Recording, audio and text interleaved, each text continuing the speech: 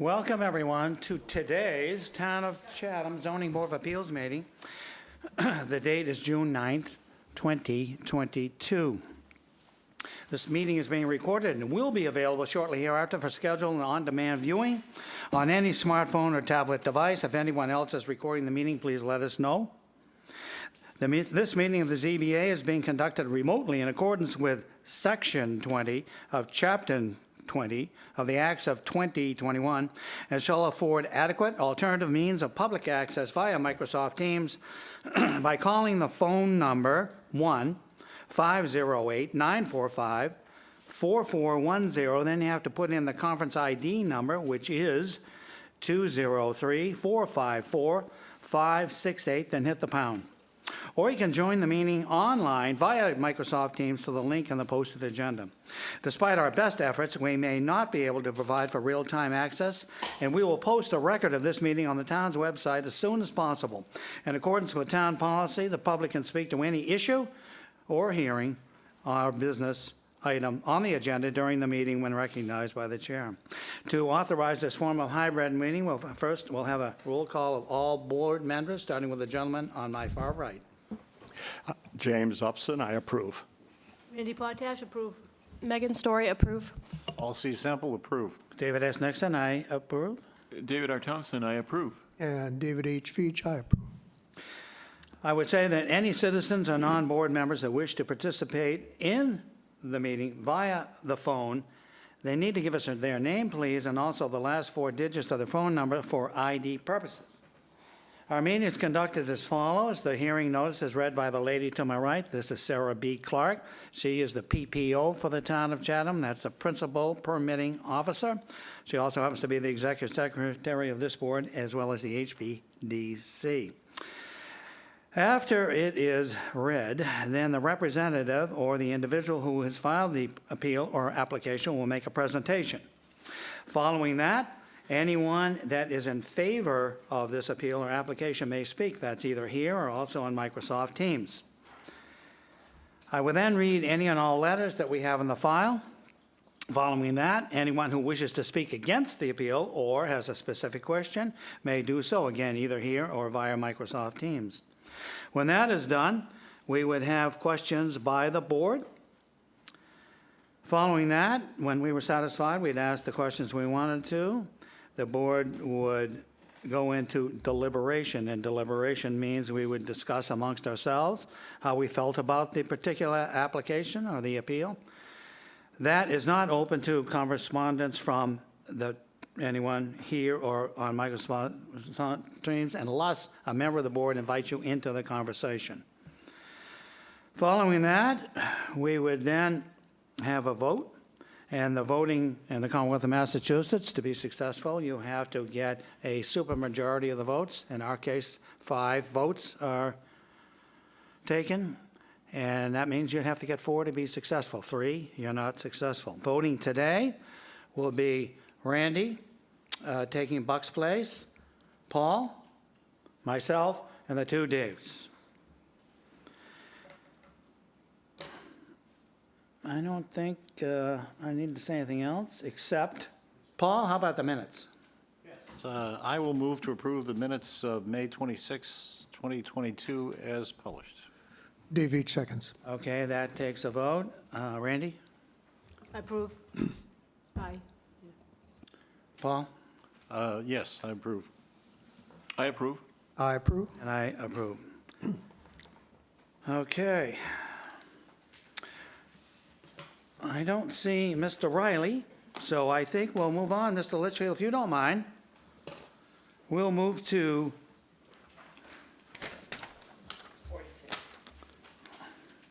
22-042. Sarah, please. Application number 22-042. Marcella Coleman Ruddy, care of William G. Litchfield, Esquire, 330 Orleans Road, North Chatham, Mass. 02650. Owner of property located at 18 Tappan Drive, also shown on the Town of Chatham's Assessor's Map 8B, Block 39, Lot T5. The applicant seeks to enlarge, extend, or change a non-conforming dwelling on a non-conforming lot via the demolition of the existing dwelling and the construction of a new dwelling. The existing dwelling and proposed dwelling will comply with all bulk and dimensional requirements of the bylaw, but is considered a substantial alteration, and under the second except clause of Section 6 of Mass General Law, Chapter 40A, such substantial alteration requires the grant of a special permit. The existing building coverage is 589 square feet, 3.4%, and the proposed building coverage is 2,477 square feet, 14.1%, where 15% is the maximum allowed. The lot is nonconforming in that it contains 17,508 square feet, where 20,000 square feet is required in the R20 zoning district. A special permit is required under Mass General Law, Chapter 40A, Section 6, and Section 5B of the protective bylaw. Mr. Litchfield. Good afternoon, Mr. Chairman. Bill Litchfield here on behalf of Marcy Ruddy. Sarah, could I ask you please to put up the photographs of what is out there now? I believe you have those. You'll momentarily see that against which you are going to be comparing what is proposed. I don't know that I need to make much more of a presentation, but I will be happy to do so. The structure out there obviously is dilapidated. It has a long history with which I won't bore you, but some neighbors bought it and then in turn sold it to my client Marcy Ruddy, who is interested in building a new eventual retirement home on that location. I'm not sure whether the house is holding up the trees or the trees are holding up the house, but obviously what is there now is in a very, very sad state of affairs. And what Marcy would like to do in conjunction with her design folks from Longfellow Build and Design is to construct a new house on the property which complies with all zoning requirements. It meets the setbacks from the street and the sideline. We are not within 100 feet of any wetlands. Coverage complies and height complies as shown there. That's the site.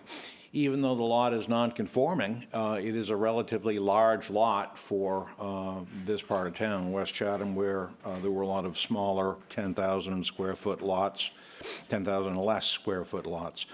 So I'll go into the criteria as to what is proposed on that site. As to adequacy of site, as I indicated, all of the lots on Tappan Drive and most of them in the neighborhood are non-conforming, but ours is one of the largest lots in the area. The site I think you can find is entirely adequate for residential use, and it will remain adequate if you approve the new home, which again meets all dimensional setback, height and so forth, and bulk requirements of the bylaw. That is, it's completely compliant as to zoning. As to compatibility of size, we have again a relatively large lot with an existing structure which is by far the smallest in the neighborhood, footprint of less than 600 square feet. What is proposed is of course larger, but the coverage at 14.1% is below the maximum, and while it's a change from what's there now, it's still consistent. And as shown on the third page of the handout, it's significantly smaller than some of the other houses. Excuse me. As to the extent of increase in nonconformity, there is none. The sole nonconformity that we have is lot size. We're 2,500 feet short, but there is no increase in nonconformity whatsoever. Everything is totally conforming. As to suitability of site, it is a typical residential neighborhood. Unlike some lots in the neighborhood, we have no flood zone issues. We're not in the flood zone, and there are no environmental issues, although replacement of the existing cesspool, which has probably been there nearly as long as the existing house, will be an environmental improvement. As to scale, siting, mass, views, and vistas, the existing structure is close to uninhabitable, and while it may have had charm in the past, that's long gone. There's no impact on views and vistas. And while plainly larger, what Marcy, who has arrived, proposes to do, the scale remains appropriate with cedar shingle sidewalls, architectural shingle roofing. It's on a private way and is essentially without impact on streetscape, has no effect on views and vistas. The Historic Commission, given the age of the existing structure, has reviewed this. They did not find it to be historically important and did not impose a demolition delay.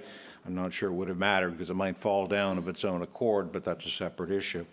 As to adequacy of water and sewer, we currently have a private well and a cesspool for 2 bedrooms. The Board of Health has approved a 3-bedroom IA system, which will produce less nitrogen at 5.8 parts per million than a standard two-bedroom and at 8.8 parts per million of nitrogen. Of course, the well is to be abandoned. The other criteria, traffic flow and safety, noise and litter and so forth, adequacy of utilities, are not involved here.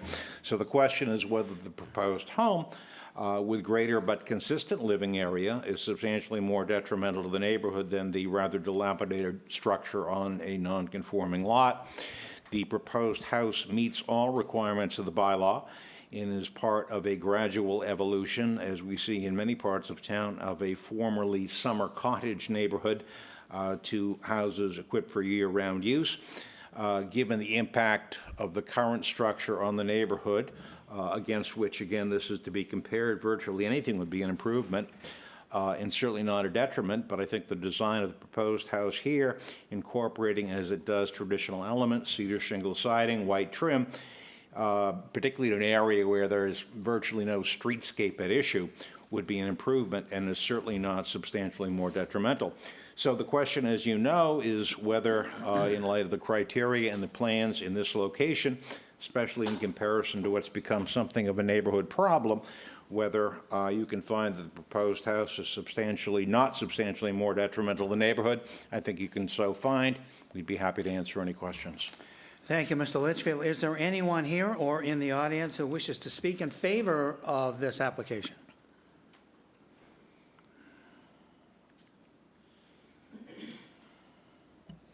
I see no one that wishes to speak in favor. Okay, I'll read the correspondence. First, we have a memo. This is from Judith Giorgio, health agent for the town. She writes on 6/8, on March 7th, the Board of Health approved with variances the proposed plan to demolish the existing dwelling and reconstruct a 3-bedroom dwelling at this property. The approval is conditioned on the use of an IAN reducing septic system. The property is required to be deed restricted to 3 bedrooms and have an operation and maintenance contract for the operation of the septic system. Then we have a email. This is from Michelle Clark. She writes on May 24th. The applicant was before the Historical Commission on 5/3/2022, proposing a full demolition of the existing structure. The commission members determined that the structure is not historically significant and did not impose a demolition delay. Then we have a letter. This is dated June 9th. It is from Lori Smith and Andy Baylor. They write, we own the house at 63 Tappan, and we're delighted to learn that the property at 18 will be improved. It has become something of an eyesore and is at present a substantial detriment to our neighborhood. We were also pleased to learn that Ms. Ruddy's plans meet all zoning requirements and urge the ZBA to approve her request for a special permit to make much needed improvements. That's the extent of the correspondence. Is there anyone in the audience, either here on Microsoft Teams, that wishes to speak either against or has a specific question? If so, please indicate now.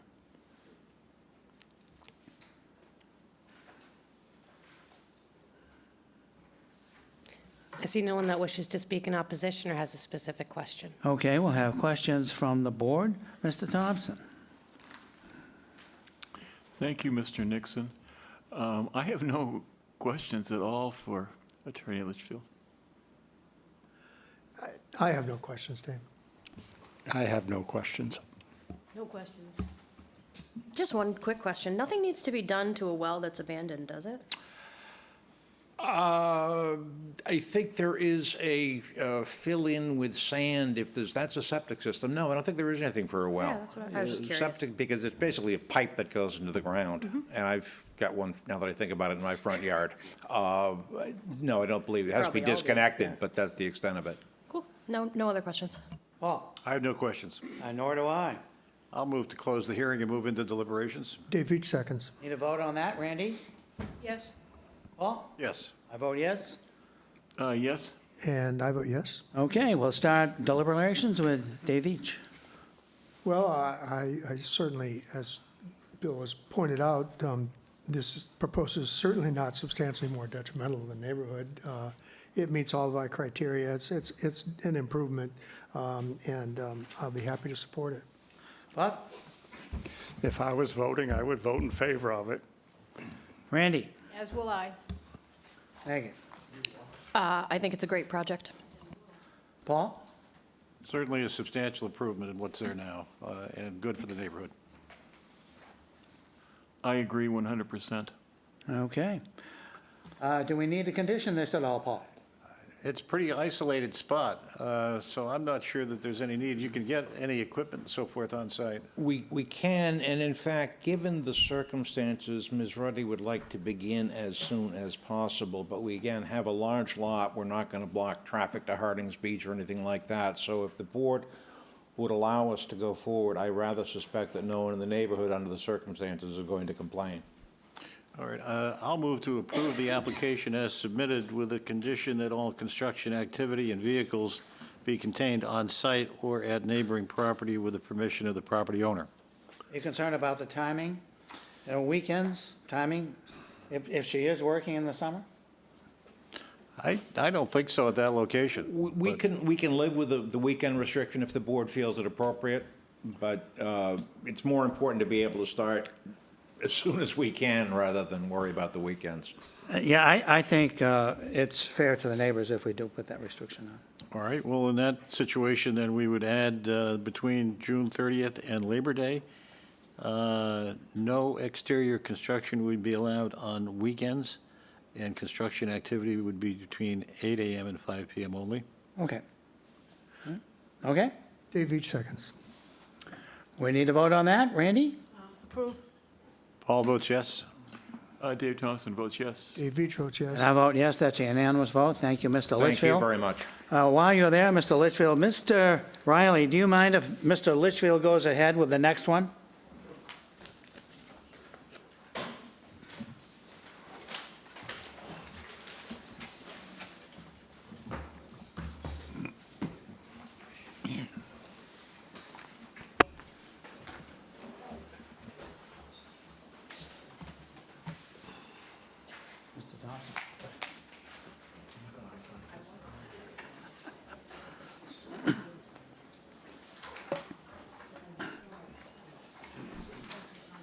This way you can get home at a reasonable hour.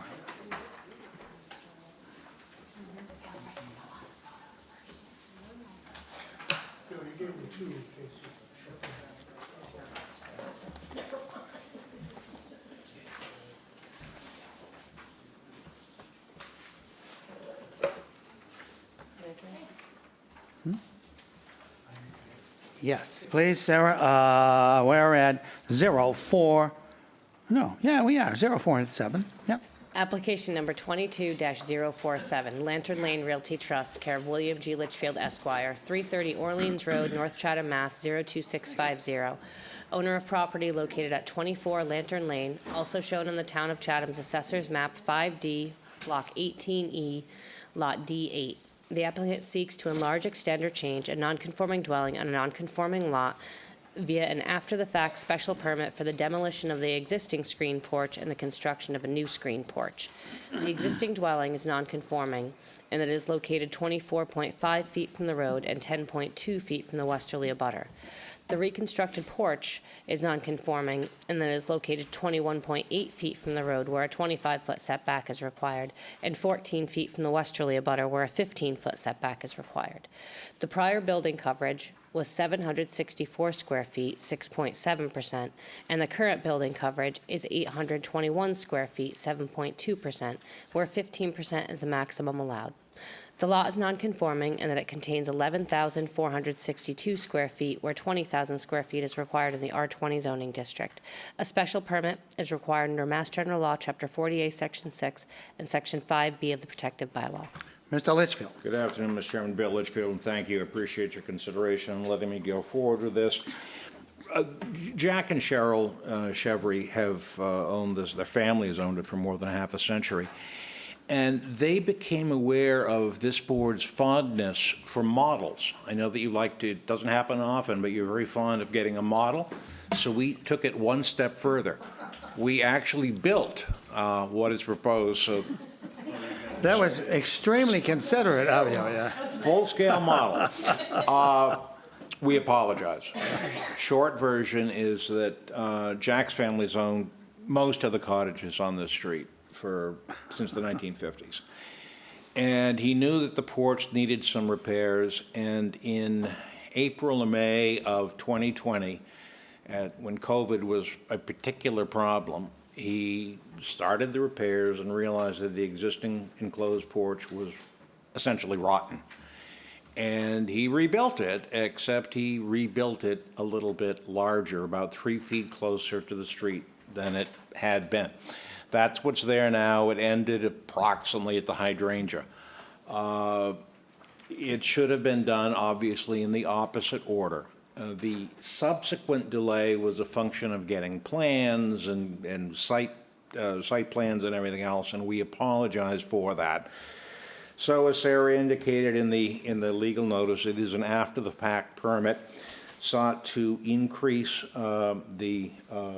or to decrease the setback from the street from 24 feet to 21.8 feet. It is a small change, obviously complies with coverage. That's what's there now, and the hatch-marked area near Lantern Lane is what was added onto the porch. So I'll go into the criteria as to adequacy of site. The site is adequate for the small cottage and cottage colony which was built before zoning, notwithstanding the lot size and proximity to the solid line of the street. If you approve what is there now, I think you can do so based on the finding the site is adequate for a 57 square foot addition as part of a reconstructed porch with a small encroachment toward the street, but further from the sideline than is the existing house. As the compatibility of size, all but one lot in the neighborhood of old cottage colonies, plural, because there were several cottage colonies in this neighborhood. They're all non-conforming. The cottage was a mere 700 square feet before the reconstruction. It remains compatible as built. With the addition, it's complying at 7.2% of the small lot, less than half of what's allowed, and still a very, very small structure. The extent of increase in nonconformity is less than 3 feet. It changes from 24.6 to 21.8 feet, but the street is not exactly a major thoroughfare, as you're aware. As to suitability of site, the site has been developed for residential use from the 1950s. There are no environmental issues at present or involved. Scale, siting, mass, views, and vistas, and it was and will continue to be a small and simple Cape cottage. The minor addition is in keeping with the existing style, and there's no impact in views and vistas. There is significant neighborhood support, and in light of your kindness, I will waive the reading of the letters because, as you probably have seen, they are virtually all from members of the Chevry family. I could have had some of them, I could have asked if some not use their middle names so that you wouldn't have known. But virtually everyone in the neighborhood is a member of Jack's family. So if that'll make the chair's life easier, we will voluntarily waive that. That's worth a lot. We do our best. As to compatibility of use, there's no change. It's a seasonal structure. It'll remain a seasonal structure, at least for now. The health agent has no concerns. And I trust that you won't either. The issue, as you know, is whether this proposed small addition is substantially more detrimental to the neighborhood. I think that you can find that it is not. Coverage is minimal. It was an innocent error, and the current structure as renovated is far from detrimental. I hope that you'll approve the special permit. I'll be happy to answer any questions. Thank you very much. Is there anyone here today or on Microsoft Teams that wishes to speak in favor of this application? If so, please indicate now.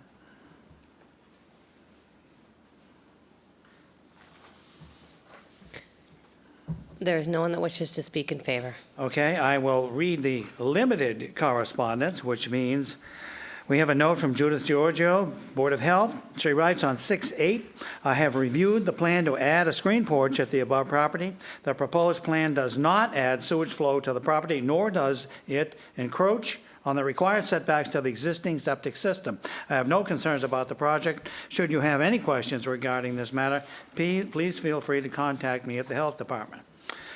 Okay, that's the extent of the correspondence, but as Mr. Litchfield mentioned, 1, 2, 3, 4, 5, 6, 7 relatives wrote in favor.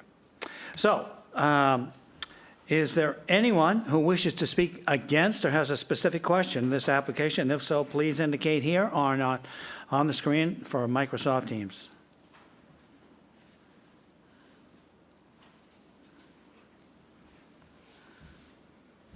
There is no one that wishes to ask a question or has a specific. Okay, questions from the board. Buck? No questions. I have one question, and this is sort of for the public as well. So if this porch was built in the exact footprint, we wouldn't be here? Correct. Okay, so it was just based on his honesty that he realized it was a little bit bigger, maybe no one would have noticed, no one would have cared, but he took the time to come. Well, yes, although because Jack is honest, he would want me to say that he is doing some other work down the street at another property that he owns, a 54 Lantern. The building inspector drove by and saw the work he was doing at 24. So, yes, there is honesty. No, Yes, yeah, had he built sounds it. like it, yeah. But there was no intent to do anything Oh, wrong. no, and I didn't mean that even for a second. Yeah. I just wanted to clarify, so, thank you. No questions. Paul? I have no questions. Dave T? Dave T., no questions. Dave E? And I have no questions. Nor do I. Okay. I'll move to close the hearing and move into deliberations. Dave Veach seconds. Need a vote on that. Randy? Approved, yes. Paul? Paul votes yes. Dave? Dave Thompson, yes. Dave Veach votes yes. And I vote yes. Okay.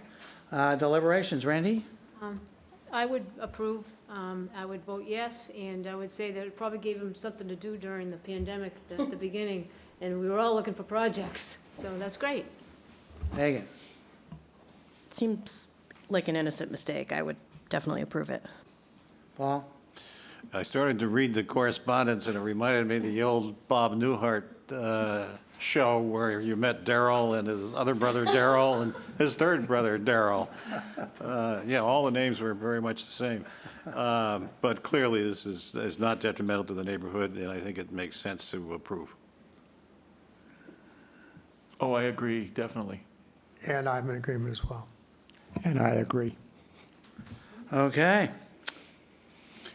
Well, I think the conditions issue is out the window, so I'm gonna move to approve as submitted. Dave Veach seconds. All right, need to vote on that. Randy? Yes. All Paul? votes yes. Dave T., yes. Dave Veach votes yes. And I vote yes, that's a unanimous Thank you decision. very Thank much. you very much, Mr. Litchfield.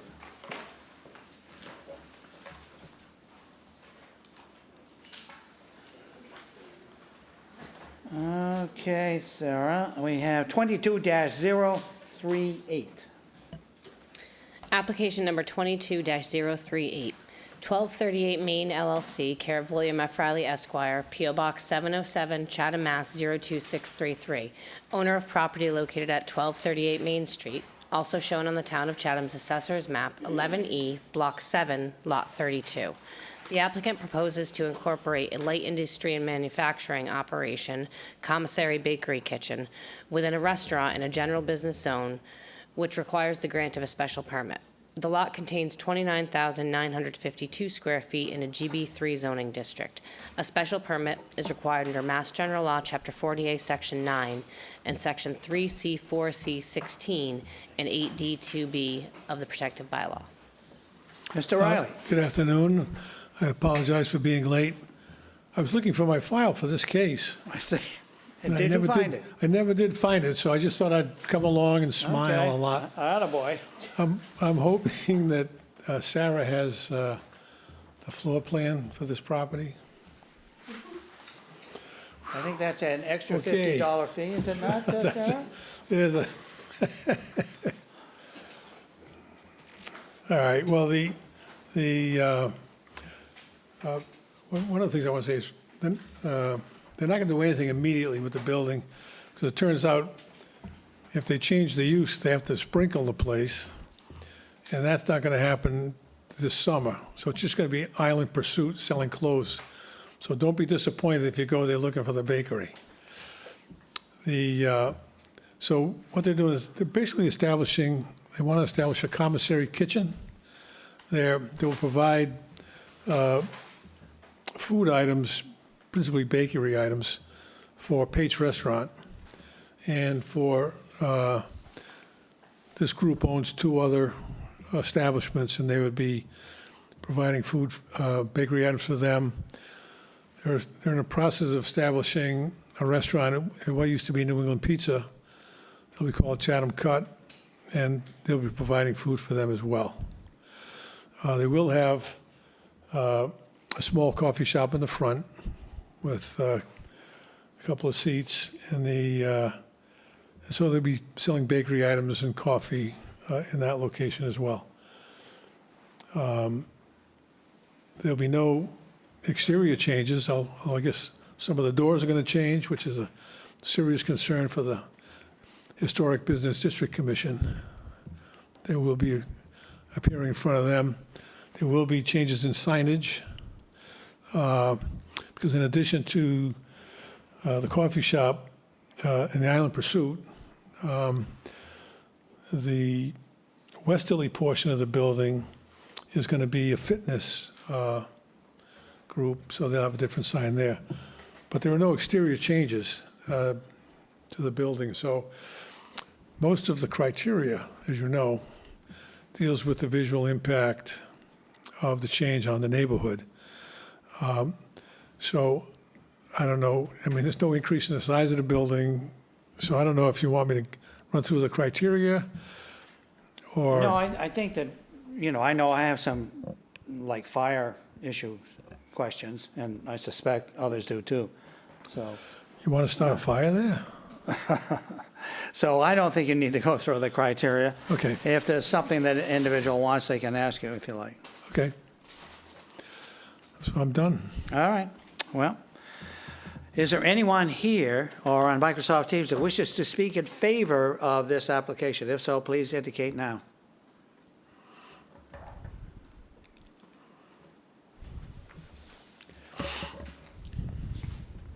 There is no one that wishes to speak in favor. Okay, I'll read the correspondence. This is from Board of Health, Judith Giorgio. She writes on 6/8, the property is connected to the town of Chatham sewer. The addition of the fitness center plus a proposed restaurant/bakery in an adjacent unit will add sewer flow to the property, which is allocated a total flow of 436 gallons per day, I guess it is.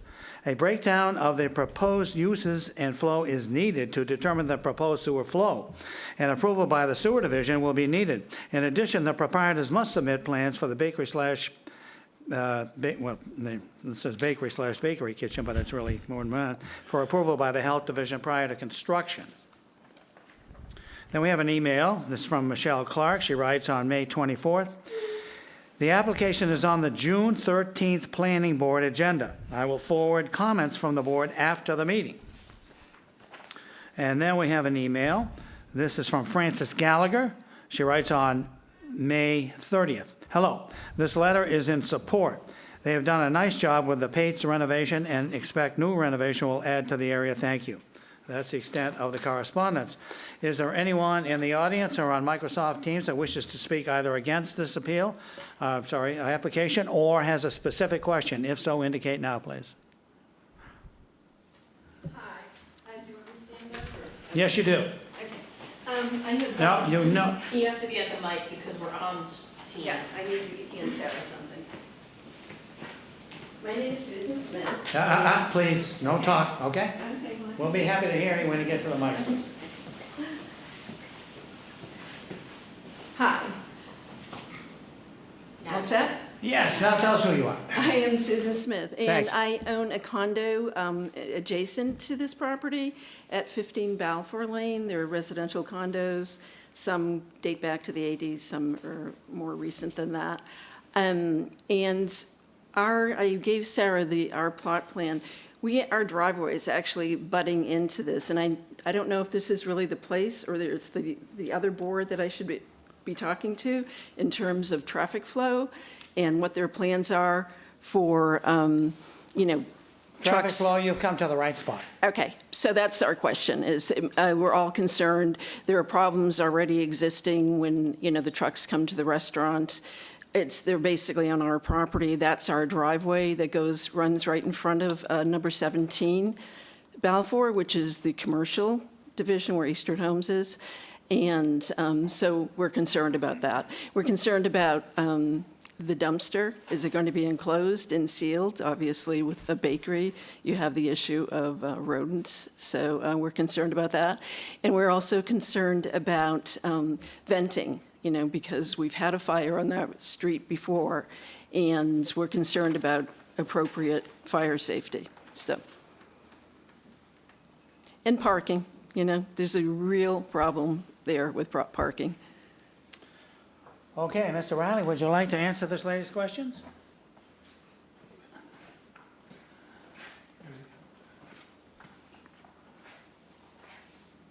I didn't actually hear a question. Well, Concerns or questions? okay, all right. So I have no idea what she's talking about when she talks about, she has concerns about fire. Well, I think she was talking about parking, traffic, venting, dumpsters. Well, the traffic there has been the same for over 50 years because, Pates has been there for 50 years. That's the property that directly fronts the condominium. The building that's now known as Cuffy's was formerly a furniture store. And so they had trucks there as well. Yeah, this is what we call unregistered land, so it's not registered with the land court. And so the common usage that's gone on for over 50 years would establish, sort of rights to continue that use. So without a more specific question, I really don't know how to address the traffic issue. All I can say is we do not anticipate a change in the number of trucks. I know we anticipate that the parking requirements in the Cuffy's building, which is what we're supposed to be addressing today, are actually going to be reduced. And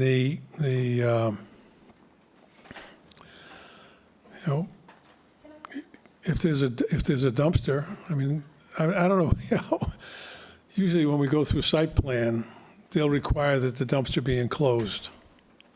So that's something that we really haven't had a chance to address.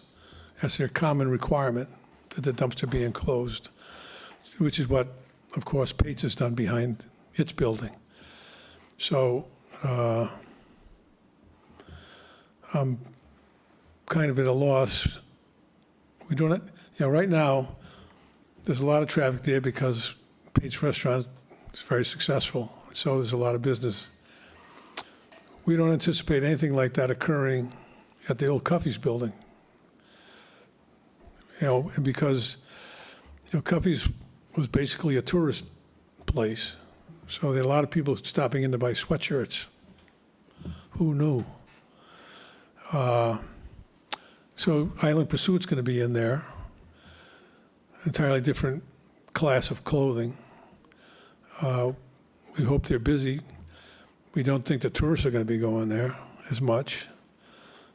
So we're not anticipating a significant change in parking or traffic for the Cuffy's building. Megan, did you want to interject yourself in this? I have a ton of questions, but the one related to what you were saying is that you don't anticipate any additional trucks, delivery trucks, Right. but you're changing it to a commissary kitchen where retail gets a delivery like once a week, maybe twice. You're going to have daily deliveries for a commissary kitchen, aren't you? Well, they're vans. They're not vans. I've worked in retail, I've worked in hospitality. I'm not against putting something successful there. I think it's, Yeah. but that's not my point. My point is I think that you are misleading in what you are saying. Well, all I can do is tell you, You may not know the answer, but then that should be your answer, not it's. oh, okay, you're making a supposition and I'm making a supposition. So my supposition is that because it's, they're not commercial, like selling to supermarkets or anything. There's, But they're open, at some point, they'll be open to the public? no, well, the coffee shop will be, put the thing back up. Well, that's what I meant. So, Yeah. you were- yeah, Yeah, there are 8 seats. plus Island Pursuit, plus an exercise facility that presumably will have a few classes a day, at least. That's, well, we'll address that when we get there, but yes. But it's the same building, so it's a little complicated to not address it. Same. Yeah, I mean, they're going to be, But if you're talking about parking, let's wipe out what she's gonna need then in your discussion. If you wanna discuss it later, that's fine, but you gotta take out 4, 5, 6 parking spaces for her, you know what I mean? Oh. That's, I just think that you're not really addressing the issue, that's all. Susan, did you have your questions answered, or do you have a specific? No. Again, if you wish to speak, you got to go to the mic.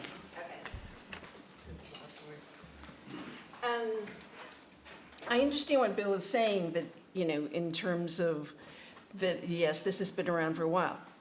The old Pates is gone. The new Pates is very different in makeup. I mean, I don't need to tell anyone here that. It's very busy. There are trucks coming and going. That's fine. I'm very happy for them that I'm all for business being successful. But what I'm concerned about, if you look at our plan, the flow of traffic, like where the Chatham Laundry pulls in Balfour Lane, he comes into the front of his building with those trucks. So therefore, people still have to get in and out of there. That's supposed to be our driveway. If there's a truck being pulled in there, there's not a whole lot of space. I'm just going to step over here for a minute. Okay, but you can't talk. Okay. No, you're talking. See? And then there's not a lot, they assign spaces for their employees there. There's not a whole lot of space in terms of a truck pulling in, as you said. You have a delivery truck of flour or whatever it is, whatever the commissary bakery needs for production, they have to have a truck coming in and doing. Where is that truck going to stand? It's parked. Where is that truck going to be parked for the time that they have to unload? So all of those issues, and then they're blocking the traffic flow for the laundromat and for Eastwood Homes and for the people that are coming and going down that driveway. So that's my concern, all right? I am the president of my association. We've had major problems in our parking lot with the parking. We're trying to work it out with Pates. It's very, we try to be neighborly, but we are residential, and we have to have spaces for people. A couple of us on the second floor do Airbnb, so we have to have those spaces available. So we had to go to the expense, Sarah can speak to it, that we had to have, nice signs that literally say on them, no restaurant parking. We had 2 accidents there last summer where cars were hit. So it's not like, oh, the old Pates. The old Pates used to close up like at 9:30 or whatever. This place does not close up at 9:30. So we're concerned about the liability bill. You can understand that completely. So it's not, I don't have a question like, how is this going to get resolved? But you have to look at the whole picture as far as I'm concerned, okay? Okay, I think we understand. Thank you very much. Let me. I want to finish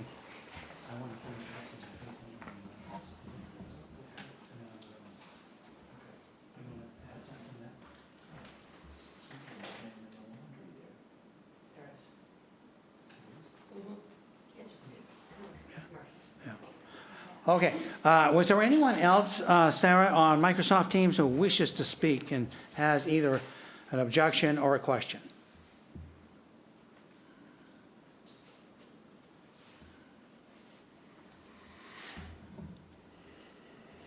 I don't see anyone else in the audience that wishes to ask All a right, so question or object. Okay, then so- we'll go to questions from the board. We'll start with Megan. I think you had other questions.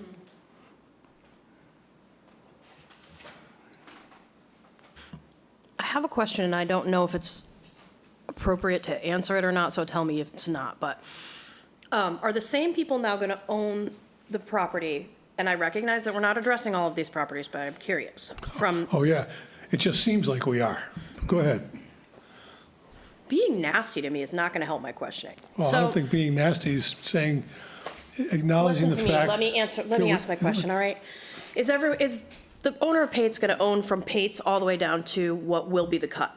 No, So there is a building in the middle. It's not like we can, Okay. Yeah, it's owned by a woman named Darby It doesn't- Zurich. or Yeah, I know something. who she is. I didn't know if it was for sale or being sold or whatnot. I think everything's for sale at some point. But no, as far as I know, there's no plan for this group to acquire that building. So my question to you would be, and I don't know the name of the owner, so my apologies for referring to them I as just the call them the Pates Group. That's the Pates Group, That's what we call them in my office. Yeah. Have they looked at this holistically from a parking and trucking and, because I would give them the benefit of the doubt with the dumpster and assume they're going to do the right thing with that type of thing, but have they looked at this plan holistically with regard to their neighbors to come up with some sort of resolution to these concerns? Because I don't think, I would venture to guess that they're not new concerns. They're just exacerbated by more business. Well, I think I guess part of the issue here is that this is the kind of thing that we generally address with the planning board. That's their primary Yeah. focus. But I didn't see, I mean, if you put the screen back up again, please, Sarah.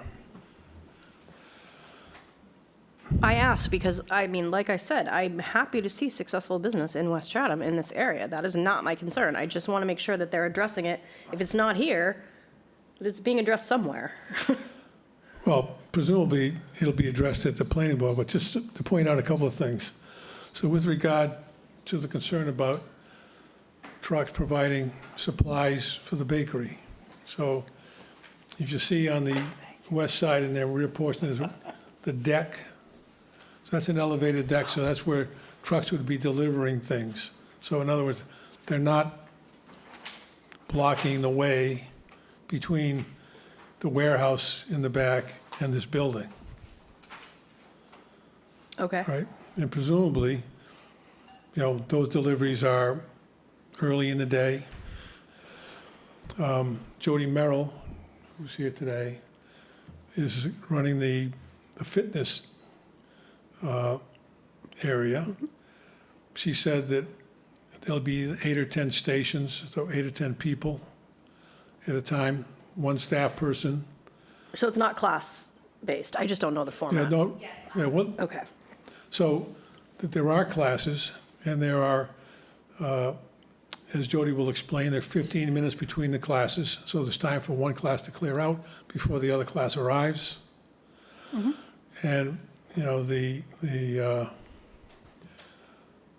because, there's going to be more storage in the building now than there was previously even, there will be less square footage allotted to customer use. Parking is based on the 150 square feet of customer available space requires a parking space. And so those calculations have been done in anticipation of the planning board, but I'm afraid I don't have them with me here. But yeah, see, I think that's old, but, I mean, what I've been told by our people is that, there's plenty of parking for the proposed uses. So what's the date of this thing, Sarah? I mean, I don't even know what. April 6th. Yeah, so, so we didn't sit down with Tom Stello and say, here's what we want to do. We're doing that with Dave Clark, who's going to do the site plan presentation to the planning board.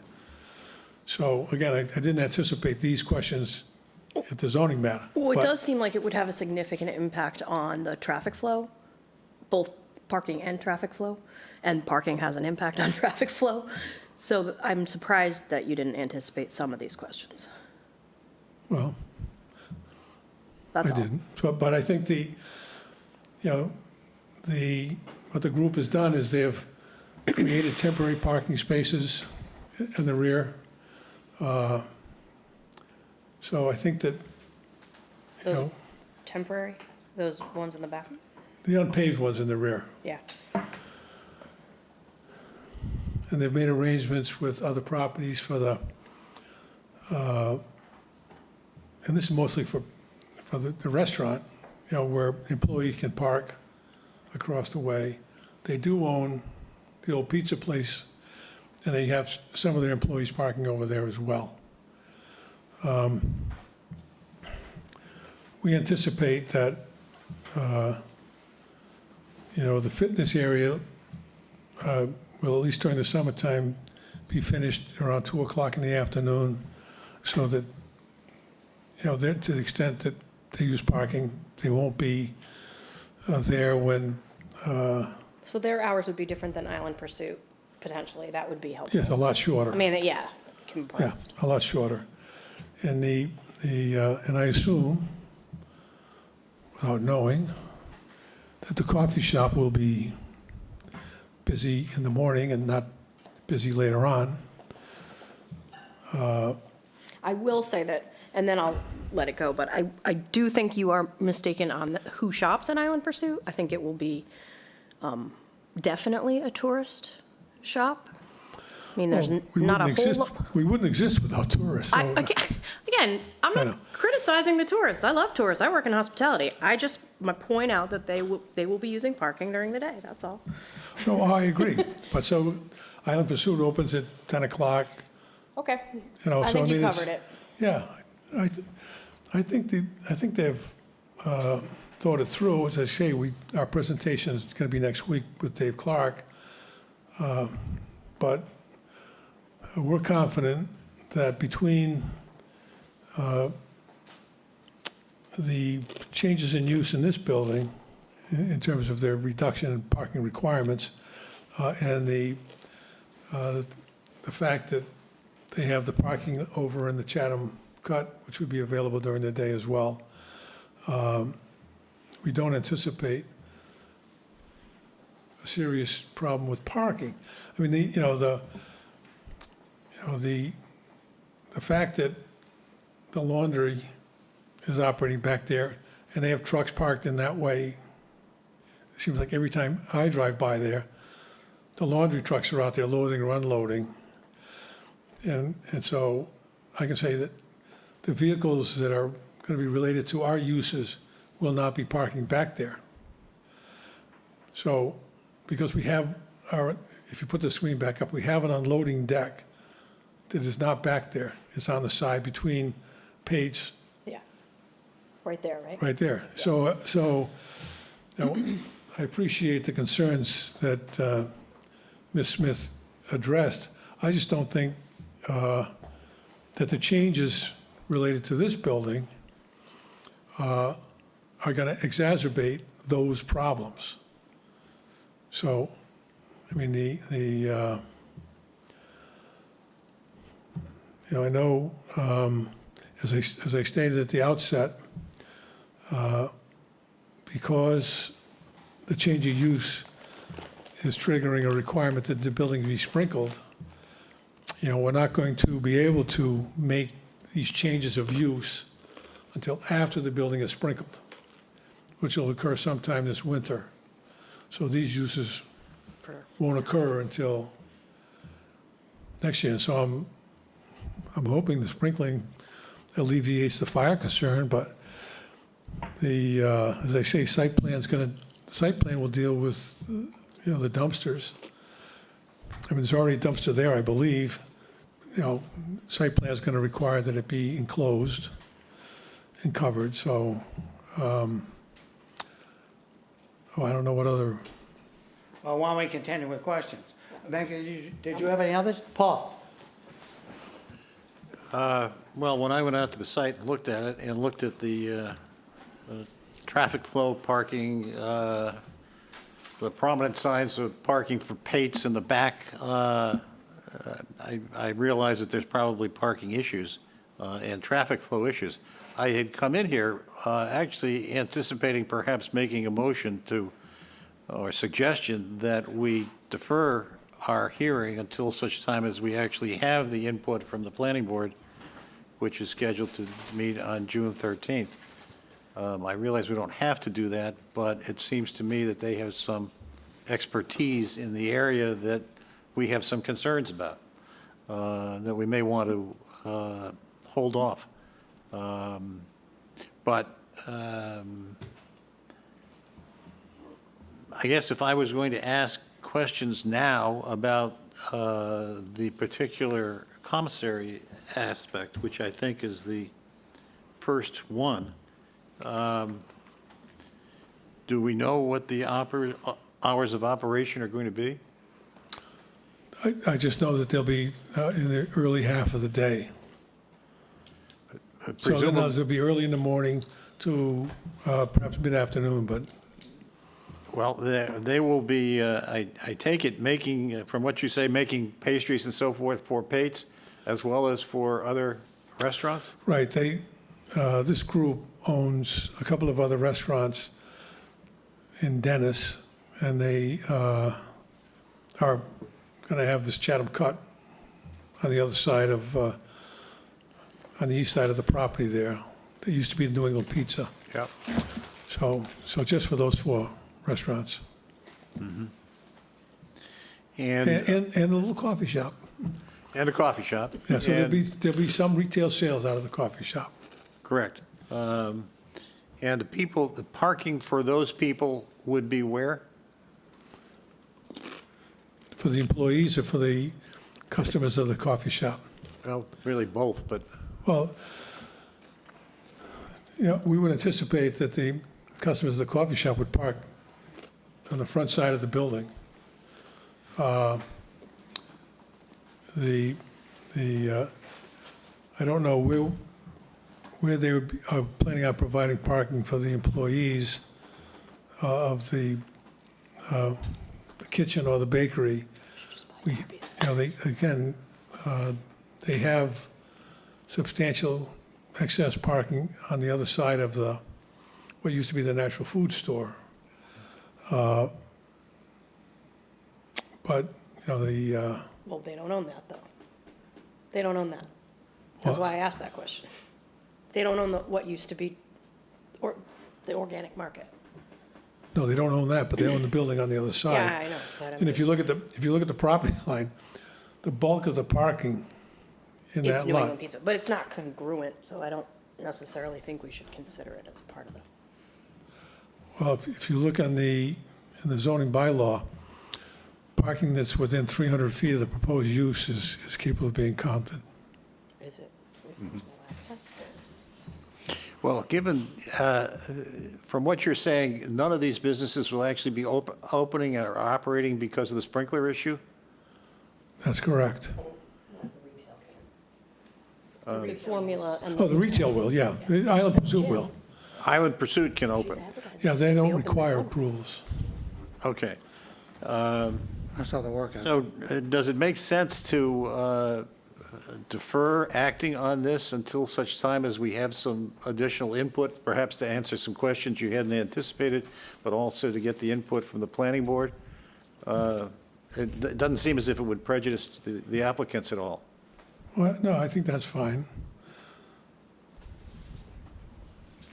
Well, I guess that would be my suggestion, but, Okay, we'll get back to that, Paul. I think everyone should express their concerns, sure. and then, which would help Mr. Riley, I think, for another meeting. Mr. Thompson? Excuse me. Thank you, Mr. Nixon. Attorney Riley, I didn't realize there was commercial laundry in back there, so I think that should be kind of figured in with our traffic and parking and whatever. I'm inclined to agree with Mr. Semple that we should wait to see what the planning board has to say on this. No, and that's fine, but I can tell you right now that from our perspective, that's on another piece of property. Bill, if I may, I agree with you on that, but still it should figure into what's going on up front. I may not know what I'm saying, but it just seems logical. And I know we aren't supposed to use logic here, but Well, it would be a rare thing, but I know. we're always happy when we That's see why- it. I'm sorry, Bill, that's why I said it. It just seems like everything kind of goes together, you know? Well, I know, but I think the difficulty is that we have a large building. It was large because it was a furniture store, as you know. And they did most of the storage for the furniture store inside that building. They did some storage in the warehouse in the rear as well, of course. But and so, the issues,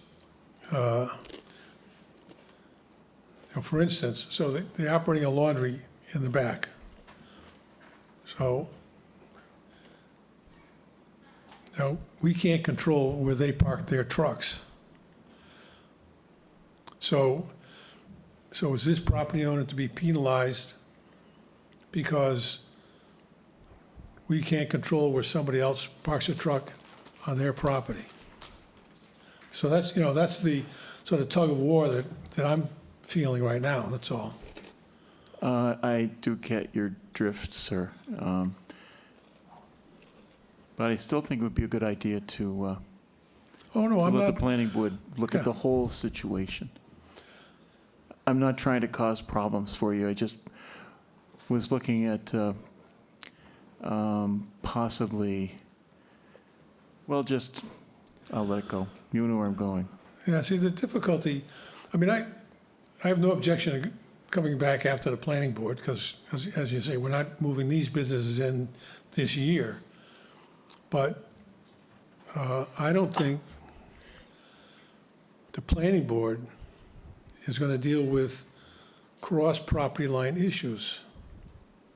In other words, at least in my experience, they look at the property, the proposed uses, the parking requirements, and then what's provided on the ground. So I don't know that, it's sort of part of the problem when things grow like topsy. In other words, that used to be a warehouse.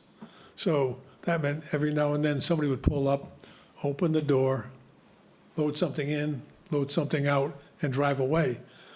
Now they've got a very active business in the laundromat.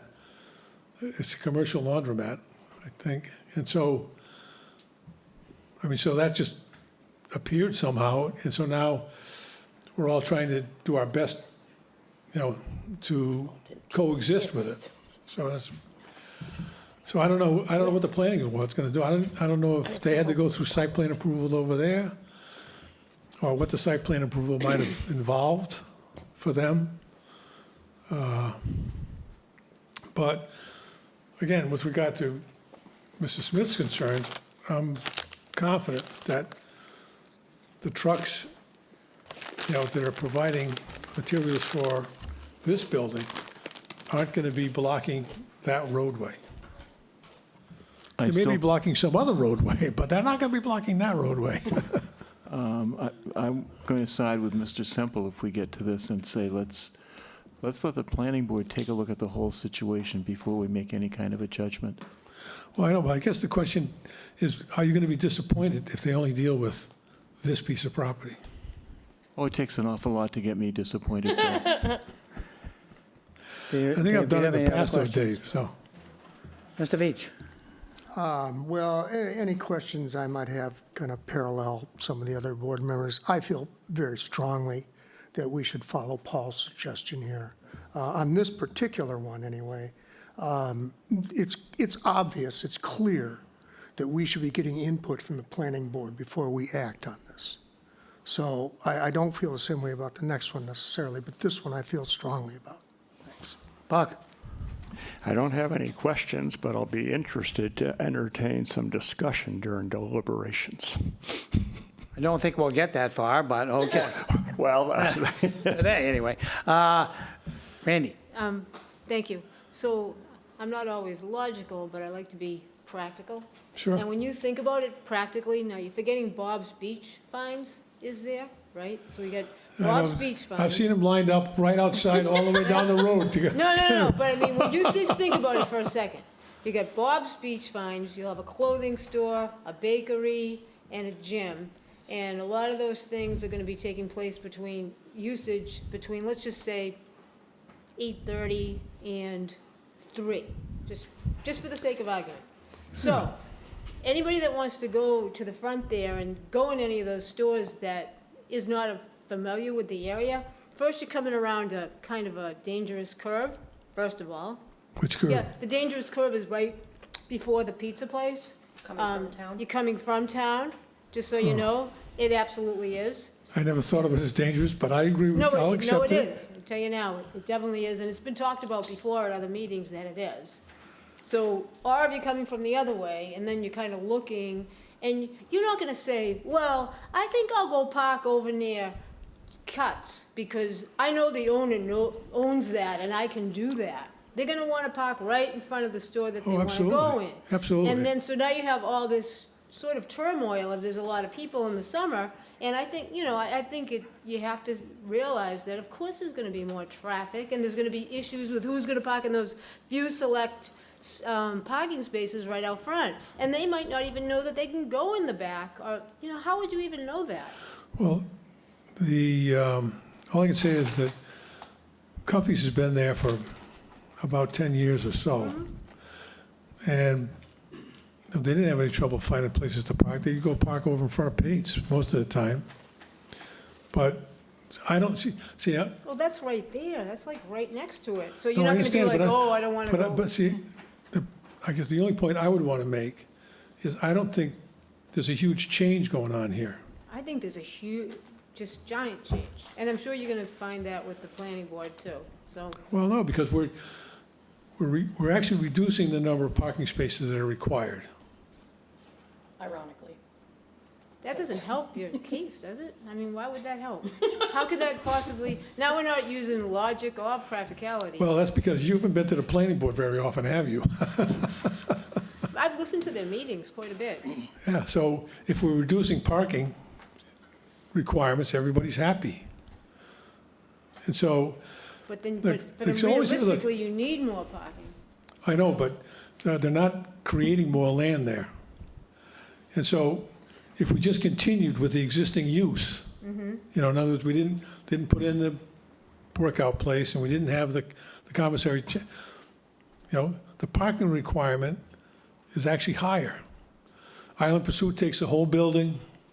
We don't have to sprinkle the building. And they just keep going and they're successful and, they open at 10 o'clock in the morning and stay open till 9 o'clock at night. So I think the mixture of businesses that we're proposing is reducing the parking requirements, and that's going to be a benefit. So, as I say, I think once we get through the planning board, I think you'll see that they agree with that analysis. At least I hope they do. I'll listen to the meeting. Any other questions, Randy? No. Okay, well, I've got a couple of things. Number one, just because you reduce the requirements, that's got nothing to do with what the actual use is going to be. Well, that's true. I mean, to me, when I look at this, the whole thing, it's being overloaded. But let me Well, get well- on to my specific. Well, we could just I'm leave very it- disappointed we could just leave it the way it that is, there though. isn't a report here from the fire department. And I'll tell you why. I know you're going to have to sprinkle it and all that, but putting ovens and I don't know what else is going to be put in there without somehow a review by the fire department as to what protection that old frame building needs. I mean, it isn't like it's a concrete, pillbox. I'm shocked, and Sarah, tell me how they interplay with what Jay does and with his inspections. So Jay is technically in charge with enforcing the fire code. It falls under the building code. He has already been reviewing this project. He's the one that instructed them that the building has to be sprinkled. He works in tandem with Rich Chevry, who is the captain fire inspector. So they have been working. So they have been working Yes, together. they've been working with the architect, keeping Attorney Yeah, I mean, Riley informed and working with everyone. So it's more behind the scenes, but it is being looked into already. So is it unreasonable for us to ask the fire department for their opinion on this? Not at all. I can request a comment from them. I think, that would help me a lot, because I'm just afraid of putting things in there with that. Some of those things generate a tremendous amount of heat. Well, without the sprinkler design and the analysis, they'll be able to tell you what sections of their code require that it be sprinkled and give you that type of information, but without reviewing the formal plan for the sprinklers, they won't be able to tell you the adequacy of it, but that will be taken care of at the time of the building permit. Okay, and as I understand it, the sprinkler system is only required for the commissary bakery. It is not required for Island Pursuit? No, wrong. So if it just stays retail, The building, the change of use triggers a requirement that the entire building be sprinkled. Okay, so that includes Island Pursuit and also includes the gym? the lady who has the Yeah, absolutely. health Yeah, the end of entire it. building has to be sprinkled. And, generally speaking, and I really, obviously don't know for sure what's going on, but there's, when you have cooking facilities, generally there's a fire suppression system that's associated with the stoves, right, Megan? Yeah, so I'm, Yeah, okay. Well, there's no mention of it anywhere, so that's why I'm bringing it up. So Sarah, for Island Pursuit and the lady with the health end of it to open, do they have to wait until that sprinkler system's been put in, or no? yes, they do. no, they don't. Well, for Island Pursuit, they do not. It can Island stay Pursuit does not. retail, it can Yeah, stay they- retail.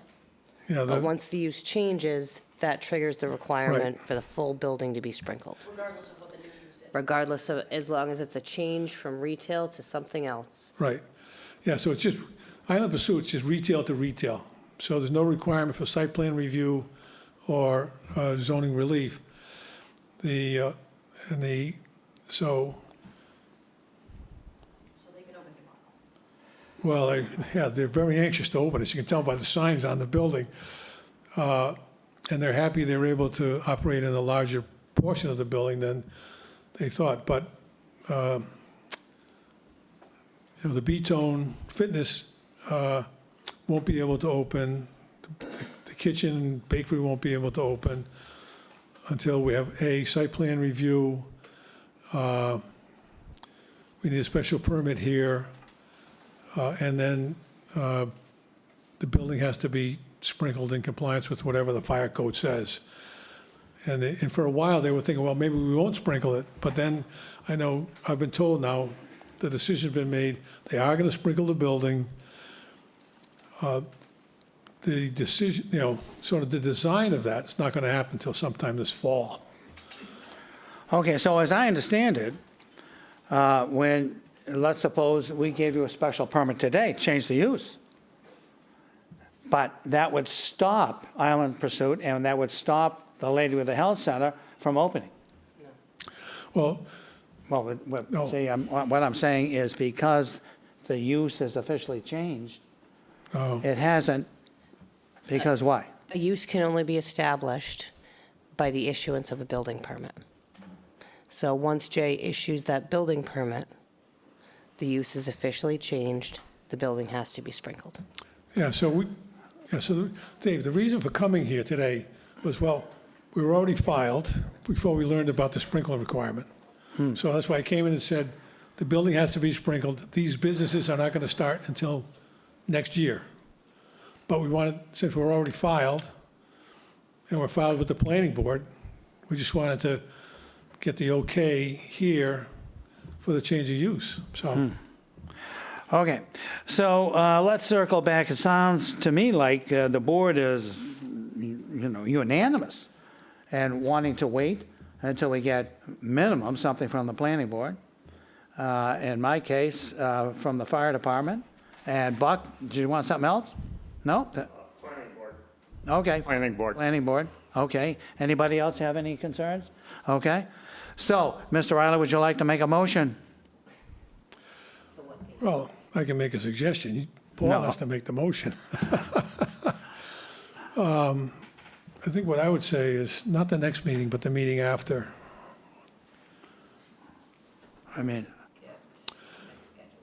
Yeah, because we have to go to the planning board next week, and that may take a second meeting.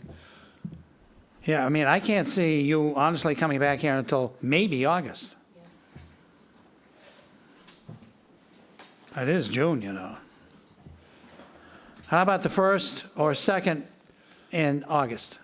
How about the 1st? I mean, I think we could be done in time for the second meeting in July, but if you want the first meeting in August, Dave, as you know, I always bow to your preferences. So Okay, so the date would be August 11th, Okay. okay? Paul? I'll move to grant the motion to continue to August 11th. Dave Veach, second. We need a vote on that, Randy? Yes, Paul? All votes yes. Dave T? Dave Thompson, yes. Dave Dave E? Veach And I votes vote yes. Thank you, Mr. Riley. Thank you. Okay.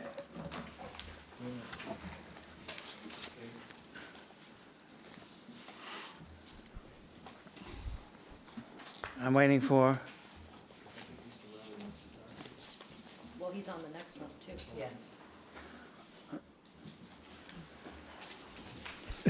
Does anyone have a paper bag I can breathe out of for a little while? okay. Yes. No, We had a vote. We had a vote. I think we did, yeah. Yeah, it was 5-0.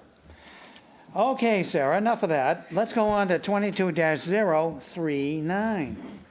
Application number 22-039, 1238 Main LLC, care of William F. Riley Esquire, P.O. Box 707, Chatham, Mass. 02633. Owner of property located at 1238 Main Street, also shown on the Town of Chatham's Assessor's Map 11E, Block 7, Lot 32. The applicant proposes to establish and operate a formula business, commercial indoor recreation facility, which utilizes a standard array of services and logo used by 10 or more other businesses worldwide. The facility will include 1,586 square feet of space in a general business zone, which requires the grant of a special permit. The lot contains 29,952 square feet in a GB3 zoning district. A special permit is required under Mass General Law, Chapter 40A, Section 9, and Sections 3C4C8, 3C4C28, and 8D2B of the Protective Bylaw. Good afternoon. Bill Riley on behalf of the Page Group again. I'd like to introduce Jody Merrill, Hey, everybody. fellow Providence College grad, although it was a couple of years after my own graduation. So Jody has established a business called B-Tone, and I'm going to ask her to explain what the business is, how it operates, and how she intends to operate here in Chatham. Go ahead, Jody. Well, I was planning to operate like a few months ago, but that might not be happening. Anyway, I started the business. I'm the founder, CEO. I started 11 years ago outside of Boston. And then I operate 5 of my own currently, and then I started franchising the model 3 years ago. So now we have about 6 of those currently open. We should have 16 by the end of the year. We do group fitness classes for all levels, all ages, everything. In every class, they're 45 minutes. That's what we tend to stagger, because this parking I've been at plenty of these meetings. The most colorful ones were definitely in Southie, a lot louder. But we are not shy to kind of, making sure we keep good relationships with our neighbors and landlords and all that.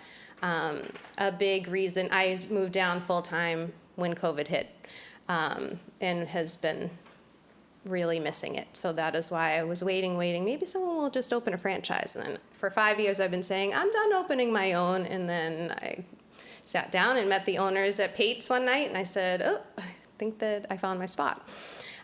So we have been training people from around here. We have some people that are probably going to be coming from Boston during the summers. But yeah, we plan to kind of operate, especially during the summers, probably that like 7 a.m.-ish time till around 2, so everyone can go to the beach. Why don't you describe what the workouts are like? Yeah, so we like barely turn on the lights.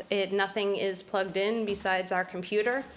We have our own equipment, so they're long reformers. So they're about 10-foot long platforms on either end. It's spring-loaded on the bottom, so nothing's plugged in. People aren't even really like on the ground at all.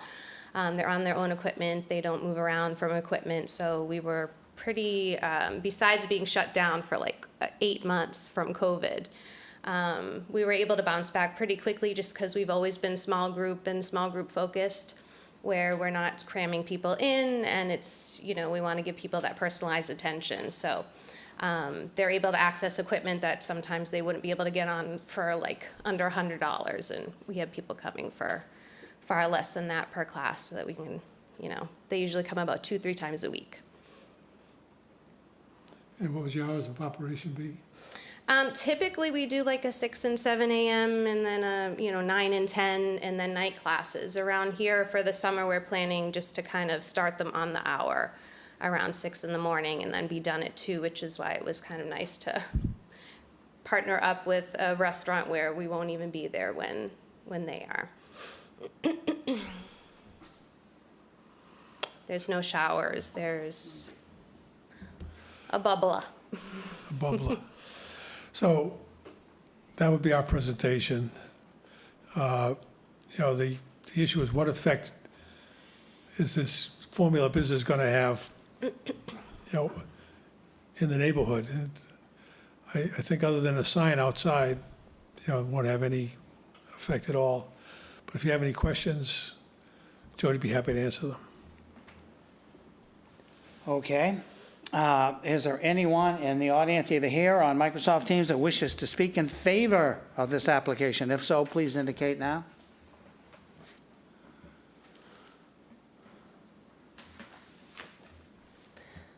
I see no one that wishes to speak in favor. I'll read the correspondence.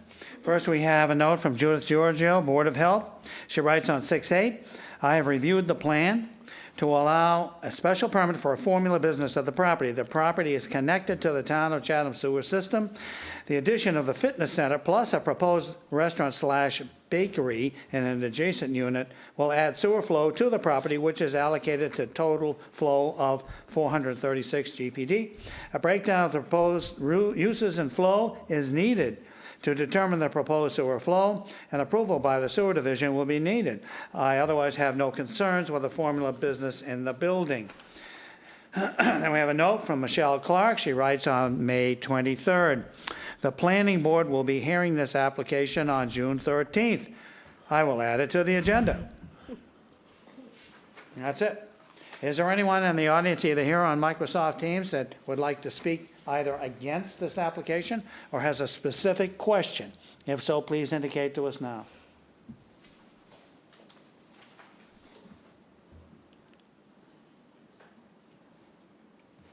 There is no one that wishes to speak in opposition or has a question. Okay. Questions? We'll start with Paul. Well, again, I think it makes sense to defer actually acting on this until after the planning board looks at the issue. But can you give me an idea of how large the classes are? We have 8 to 10 people at a time. So you would have 8 to 10 people arriving for, say, a 9 o'clock class. Mm-hmm. And then you have another class at 10, and when would those 8 to 10 people be arriving? We usually ask that people come around 5 minutes before the class if they're new. Otherwise, they're running in as it's starting and kicking off their shoes. The classes are only 45 minutes, Paul. Yep. Okay. So presumably, one class is left before the next class arrives. That's the goal. That would be a goal. That would be a goal, but it would be tough to get there, I would think, depending upon how people actually come and go. But I understand the concept. You mentioned 7 a.m. to 2 p.m. during the summertime. In the wintertime, would that be different? I'm hoping to be open all year round, and just kind of waiting to sort of see what shakes out. And we're a very communicative business where even, the second someone signs up, I just changed software systems a couple weeks ago, and so after 11 years on the same software, it was a challenge. But one of the reasons we changed was because we have like really, really smart software that the second they sign up, we can send automations that say, hey, did you know you can park in front of Pate's? Or hey, park around the corner. So nobody just comes and shows up. They have to sign up ahead of time because there's such a limited amount of space. So we have a lot of control over kind of how we can communicate to our clients and vice versa too. I know nothing about B-tone. Can you tell me what's the difference between B-tone and Chatham Works or any of the other kinds of we operations? focus on one type of workout. It's all on our equipment. We program out the month and the week and the day, and everybody's doing the same routine every class. And we share that across all states that we're open and everything, so people can kind of stray from it a little bit, but that way we know no one's I've never taught the same class in 11 years. I've never taken the same class in 11 years, so it's always different. It's a strength conditioning type of a class, but on the equipment, it's very low impact, so you can make it really intense or you can make it really supportive and modified depending on your level. Every single move is like that, so it's not a level of classes. Every one of it, I've had, Bruins players next to 85-year-old grandmothers, and they're doing the same thing. Okay, So Yeah. thank you. if perhaps a little clarity. So a participant comes in, is assigned to a piece of equipment, and they stay on that piece of equipment through the entire class. Yep. And That it's helps. only classes. So Yes. Yeah, we do privates, but we're definitely set up for, I pay a lot of money for the equipment. And I designed our own equipment. We have a manufacturer out in California. I might be looking for a place to put that equipment this summer. But yeah, we change it depending on we've been able to customize it depending on what our clients need. Okay, those are the only questions I had. Thank you. Dave T. I have no questions. AV.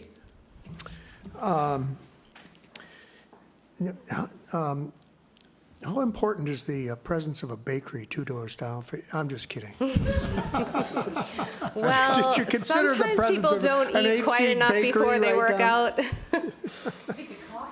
There's a really good synergy there, I think. Questions, Dave? Buck. I have no questions. Randy. So I feel like we're Shark Tank almost here. Yeah, right? Anyway, I did look at your website, and I saw that you have like an apparatus that everybody uses. Mm-hmm. But I thought you said at the beginning it's for kids too. Did I misunderstand? Nope, it's just, I see 16 and up. If they're Okay, 16, 18, okay, they have yeah. to have like a waiver signed. Some of the studios we do childcare, like during a couple classes a day. So that might be where you saw that, where, No, I thought when you came in here, you said it was for all ages. oh, yeah, Did you not say that? I might have said that, but I misspoke. But you didn't mean it? Yeah. all ages. I thought you said all ages, so I take They everything. sure can come in and sit and watch, but. Can they? Yeah. Come in and sit and watch? Mm-hmm. Okay, so, I also noticed that your website looked almost like you were really gonna open soon, and people could already pay money and sign up in some regard, so how's that going? Not well. But as of, 20 minutes ago, not as of 2 hours. Yeah, this is all news to me in this meeting, so. Right, yeah, no, I'm I sorry was- to hear that, yeah. because I got the impression that you could already have collected money for this, even. Yeah, I mean, typically, we have a 3 to 6 month sort of pre-opening push to get the word out there, so we can start selling passes. And since a lot of our clients vacation down here in the summer, it's been, Oh, so you They've have been on sort of like a community of clients that know Yeah. even what this is, in other words? oh yeah. Ah, interesting. And, so, okay, that's all thanks. Megan, did you have any questions? No questions. I like Paul's suggestion that this be put off to August 11th also. Yes? I mean, Given that she can't open and operate. That's right, I don't, that's I right. mean, I didn't realize that she was included in the whole, so, no, I would agree. Yeah. okay. Whatever you say, Dave. You say it, I'm just gonna go home and cry now. Thanks, everybody. August 11th. August 11th. Maybe. I could tell you my email, though. I hear a request for a continuance to August 11th. I'll move to grant the requested continuance to August 11th of this year. Dave Veach seconds. Okay, we need a vote. Randy? Yes, Paul? All votes yes. Dave Dave T. Thompson, yes. Dave DV, Veach and votes I yes. vote yes, too. Sarah, are we okay with time on this? Oh, yeah, because that's the first time we had. Okay. 22-010. Application number 21-010, Chris Dietrich, care of William F. Riley Esquire, P.O. Box 707, Chatham, Mass. 02633. Owner of property located at 146 Strong Island Road, also shown on the Town of Chatham's Assessor's Map, 13M, Block 42, Lot C45. The applicant seeks to enlarge, extend, or change a nonconforming dwelling on a nonconforming lot via the demolition of the existing dwelling and the construction of a new dwelling and swimming pool. The existing dwelling is nonconforming, and that it is located 36.5 feet from the road and entirely within the Coastal Conservancy District, floodplain elevation 11. The proposed dwelling will be nonconforming, and that it will be located 36.8 feet from the road, and the attached deck will be located 21.1 feet from the road where a 40-foot setback is required, and within the Coastal Conservancy District where a 50-foot setback is required. Also proposed is the installation of a fence and driveway as allowed by special permit under Section 4A3A and 4A3D of the Protective Bylaw. The existing building coverage is 2,601 square feet, and the proposed building coverage is 2,527 square feet, where 2,800 square feet is the maximum allowed. The lot is nonconforming in that it contains 0 square feet of buildable upland where 20,000 square feet is required, and contains 31,823 square feet of land area where 40,000 square feet is required in an R40 zoning district. A special permit is required under Mass General Law, Chapter 40A, Sections 6 and 9, and Sections 5B and 8D2B of the Protective Bylaw. This was continued from February 24th and April 14th, 2022.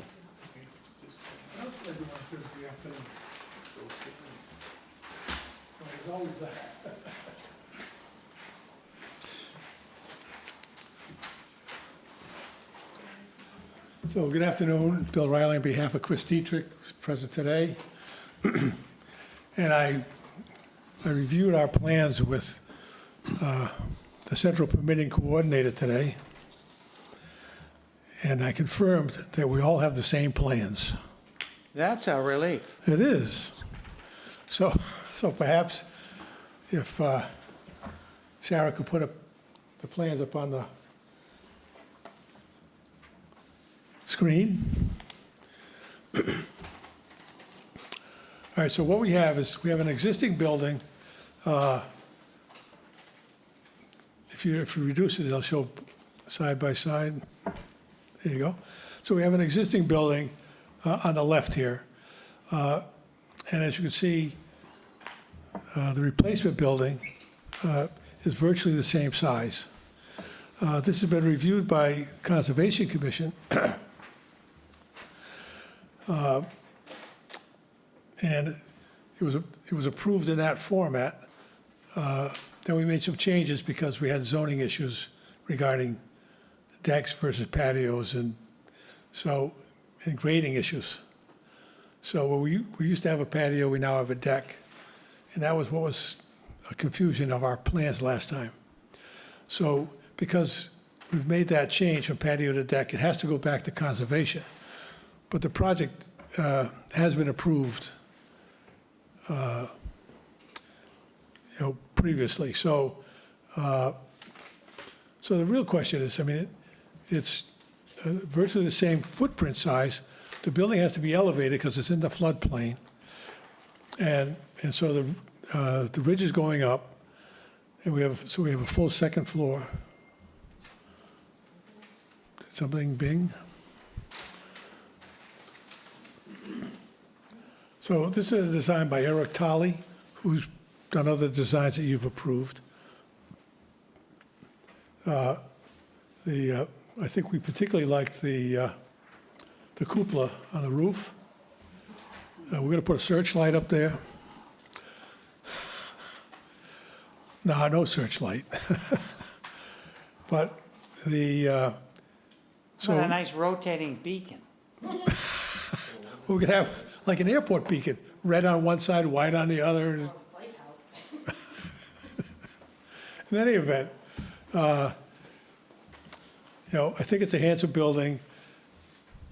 The principal issues here, I submit, are really conservation issues because we're building in the floodplain.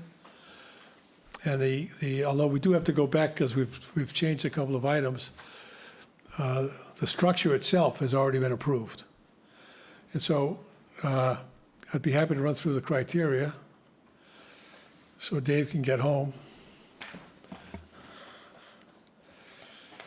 It's days like today, I wish I hadn't quit drinking, but, Well, you can always start up again, Mr. Riley. well, I always used to say, AA, that's for quitters. But anyway, so the adequacy of the size of the site in terms of the size of the proposed use. So the applicant believes the size of the site is adequate because the existing building coverage is 1,173 square feet, and the proposed dwelling is 1,181 square feet. So we've increased it by 8 square feet, so we're keeping on the moderate side here. Compatibility of the size of the proposed structure and neighboring properties. Aside from the change in elevation, this is one of the smaller homes in the neighborhood down there on Strong Island Road. So we believe that, that it is compatible with the neighboring properties. The extended proposed increase in non-conforming nature. We're increasing the living area of on a non-conforming lot. That's presumed to be an intensification of the nonconformity. But the building remains in the same position as the existing structure, and there are no additional nonconformities. Suitability of the site, including but not limited to impact on neighboring properties, on the natural environment, including slopes, vegetation, wetlands, groundwater, water bodies, and stormwater runoff. So the lot's located in the floodplain, and we have a wetland to the rear. So the John O'Reilly, who was our engineer, has done presentations to the Conservation Commission, and they've approved the project. We had to change the plan for zoning purposes and primarily for grading purposes. I say zoning purposes, but to put a patio in, which would not require ZBA approval, we would have had to do minimal grading. So it's level. And Jay Briggs, Jay the Almighty we call him, said that you can't cut or fill in the floodplain. So that means if we want to reduce the grade a little bit so we can level it out, we can't do that. So that's why we switched to a deck. And that required, so that change has to go back to conservation. But other than that, the principal thing is that conservation's approved the construction of the new building. And we're confident that they're going to be able to impose conditions that will allow us to make the change to have a deck rather than the patio. So, with their approval, we think it is suitable. The impact of scale, siting, and mass on neighborhood visual character, including views, vistas, and streetscapes. So the building is taller, in fact, substantially taller. We don't think it has impact on any water views. There's a wetland behind it, which is not a particularly attractive one because it's full of bamboo and phragmites. It does flood occasionally on the high tides and stuff behind, but so we don't think we have any views or vistas that we're concerned about. We do believe that this design is improvement in the streetscape. That's beauty's in the eye of the beholder. We happen to think it's more attractive. In any event, we don't believe that this design is substantially more detrimental to the neighborhood than the existing structure. So it's compatible with neighboring uses as a single family. One thing that is going to be a benefit here is we're putting in a brand-new septic system that will constitute an upgrade. We don't believe there'll be any impact on traffic flow and safety. So I think that's our presentation. Okay. Is Oh, there anyone in the by the audience way, either before we here start, on Microsoft? we do have Andrew Garrelli here with a landscape plan if you want to see it. No, it's not a model. It's just a plan. In fact, Sarah actually has the plan. She can put it up on the screen if you're interested.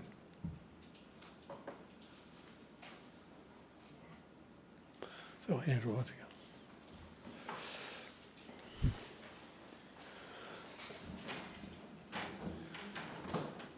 Why don't you just do a brief description? Yeah.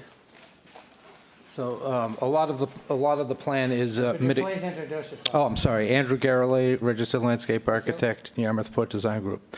A lot of the plan is mitigation for mostly restoration, and in the back of the house is a wetland. So we've added a buffer to the wetland along with a one rail fence to separate the buffer from the grass area, and simple planting around the house, a little bit of hydrangea, a little bit of other summer color and some evergreens.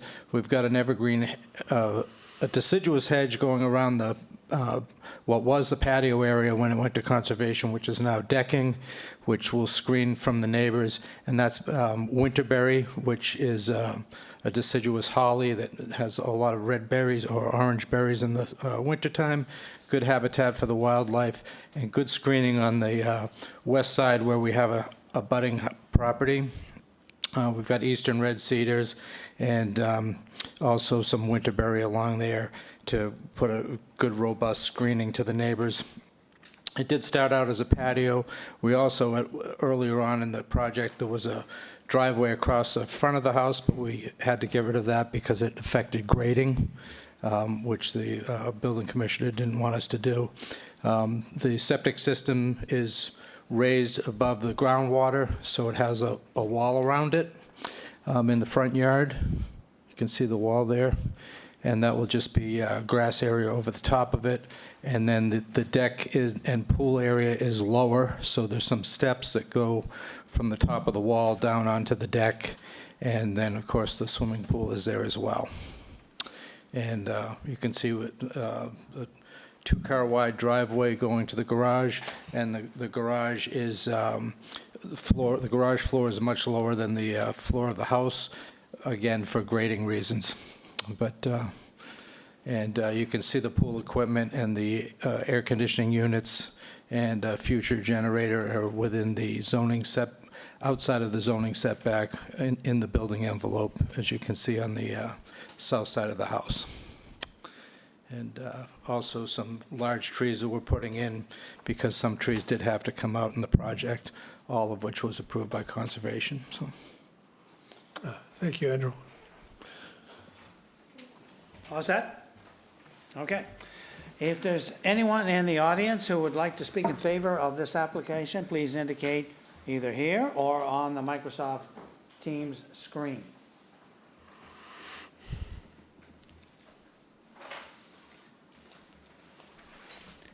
I see no one that wishes to speak in favor.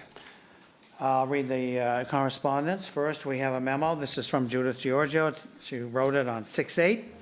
On March 21st, the Board of Health approved with variances the proposed plan to demolish the existing dwelling and reconstruct a 3-bedroom dwelling at this property. The approval is conditioned on the use of an IAN reducing septic system. The property is required to be deed restricted to 3 bedrooms and have an operation and maintenance contract for the operation of the septic system. Then we have an email. This is from Nicole Smith. She writes on May 26th, the plans do not match the plans approved by the Conservation Commission. They will need to apply for a change in the plan or amended order of conditions. The house was approved in this location. However, deck/patio, walkways, and landscape elements have appeared to be revised. That's the extent of the correspondence.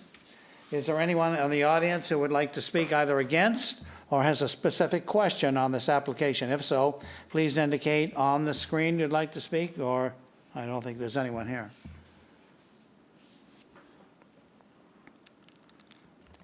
I see no one that wishes to speak in opposition or has a specific question. Okay, we'll have questions from the board. Mr. Thompson? We have someone with a question. KB? Yes, can you hear me still? Yes, we can.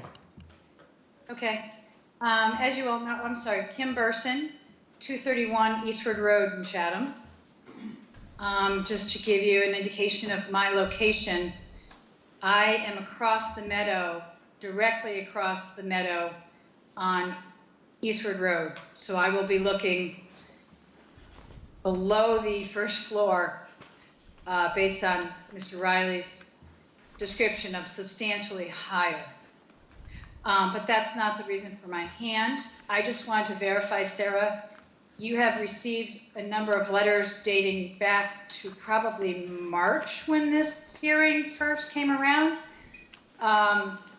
from some neighbors just about the construction. And I just want to verify you still have those on file. We do still have those on file. They are retained as part of the record of the meeting. So we do still have all of those, yes. Okay. And then my only other question was, there was actually no comment or review by Mr. Riley regarding the pool and its proximity to the road. And maybe that falls now back to conservation, which was a big discussion in their hearings. I'm not clear on who handles the location of the pool. Well, if I may, so the pool location hasn't changed. What has changed is the fact that we had a patio that would have required some minimal grading to level it out. And Jay ruled that we couldn't do that, so we had to switch to a deck. The deck is a structure that requires compliance with zoning setbacks, and the deck meets the zoning setbacks. So I know we did have substantial conversations with conservation about the pool, but usually their concerns are more about where the water's coming from to go into the pool, and if you're going to empty the pool, what are you going to do with the water? So I don't recall any other concerns, but perhaps KB does. I'm just... Okay, I think I'm going to read the two letters that we had previously. Sure. Just to bring us up to speed, okay? The first was from this lady, Kim Burchin, 231 Eastwood Road. This letter was received by Sarah on February 24th.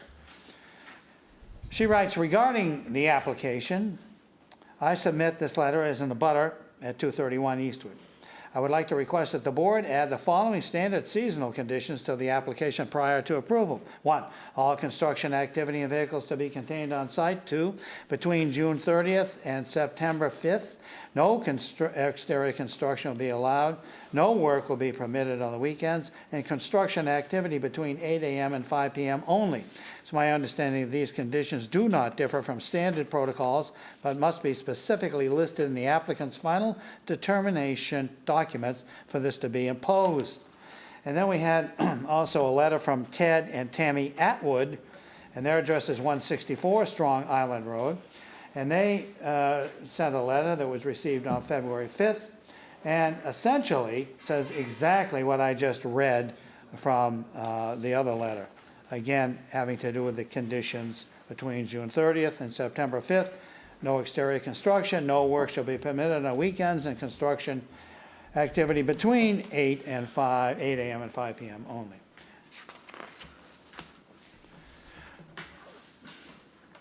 Okay. Kim, is that okay with you? Did you want to add anything else? No, just wanted to be sure those were on the record. Thank you. Okay, thank you. All right, I don't see anybody else that wishes to join, so we'll have questions from the board. We'll start with Mr. Thompson. Thank you very much. I have no questions of Mr. Riley. Dave Each. Yeah, I just somewhat confused, Bill. The legal ad that Sarah read talks about building coverage going from 2601 square feet to 2527 square feet. And your narrative is talking about 1,173 square feet to 1,181 square feet. What's the building coverage? Want to put the plan up, Sarah?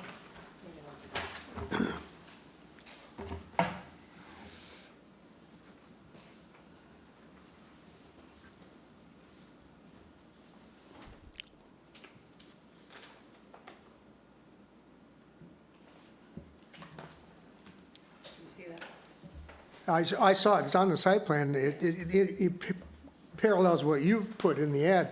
I just said that the narrative, point one, starts out saying we're going from building coverage from 1,173 square feet to 1,181 square feet. I'm just, Well, I think, all right, I was wrong. I was reading from I got those figures from the conservation coverage table, okay. not from the building coverage So table. Building coverage you're in a table says- different box on the site Yeah. plan.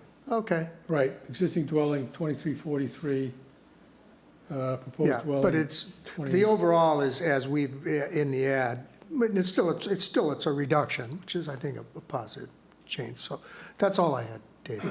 Okay, Buck. Mr. Riley, is there a representative from RT Architects or from JM O'Reilly and surveying available, or are they not? Unfortunately, well, J.M. O'Reilly's on vacation, so the answer is no. And Eric's not here. Chris Dietrich is here, the owner of the property, if you have a question for him. What's the question, Buck? So on the plan by J.M. O'Reilly, under the zoning table, at the very bottom, I think, oh, just a minute, let me get my building height, lowest adjacent grade existing is 8.2. You see that? Yep. On the architect's print, sheet A4, in the bottom right-hand corner, average grade 7.3. Now, I didn't want to nitpick, but you're going to the maximum on height. And I hate to say this, because we love architects, but we rely on the surveyor, the engineer, to make the determination on height. so the surveyor is the Bible. The surveyor is the Bible. And the other thing is, he was talking about average grade because maybe he thought the average grade plane covered in this situation, and it doesn't, so. Usually we're a little more familiar with a little chart that shows I know. the four sides of the building, 5 numbers, 20 divided by, I know. and they call that an average of 20 numbers. This Yeah, doesn't but see, quite meet that. Well, I know, but see, we have a little nuance in our zoning bylaws, you might imagine. Maybe there are several nuances, I don't know, but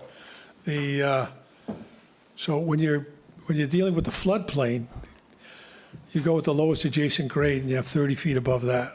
So that's the situation, that's what we're dealing with here. One last question. What's the ridge of the existing building?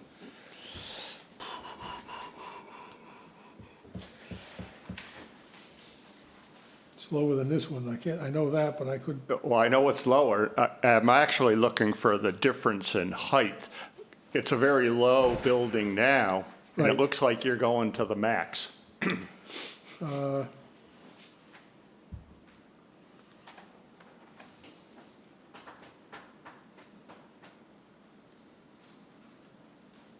It's not on there.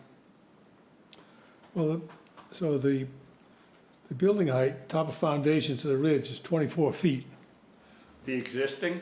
No, that's proposed. See, I don't know what the existing is.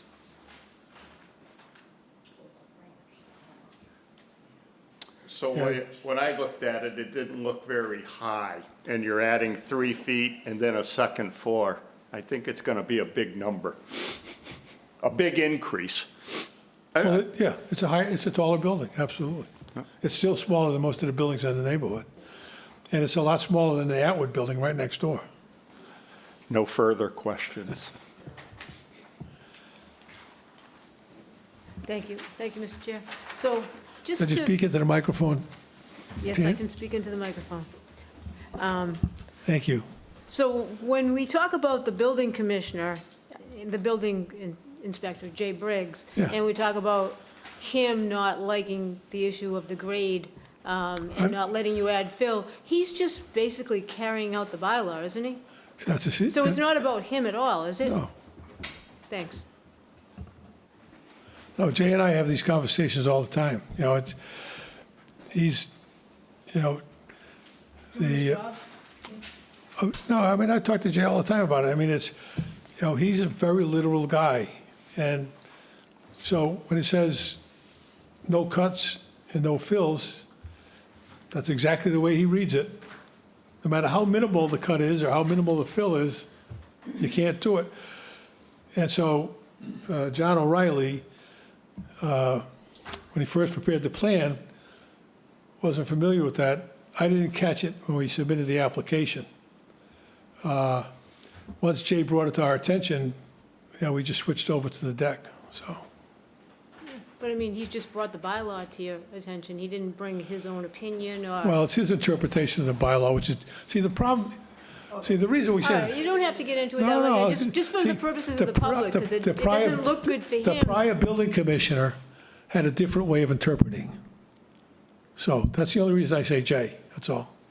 Yeah, but I'm just saying, for the purposes of the public, it's not like the building commissioner wouldn't let us. If the building commissioner's going by the bylaw, and he's telling you, Well, it's his sorry, interpretation of the bylaw. no means no, though, doesn't it? Doesn't no mean no? Well, I'm a lawyer. Yeah. No never means no. It means maybe. Okay, all right, I just wanted to clarify. Megan? I have no questions. Oh,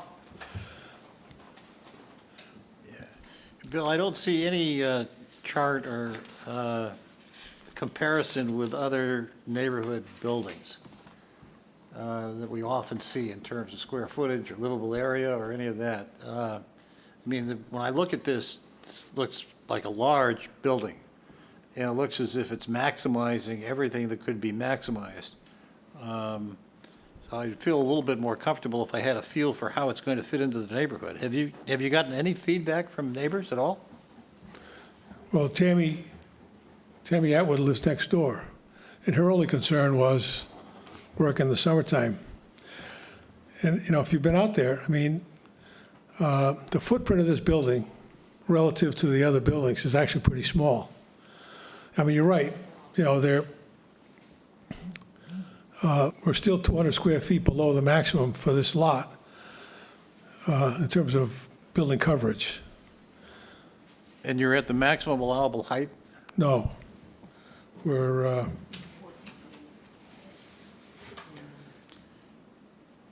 And the 37.3, is that the maximum allowable height? see, Yeah. Oh.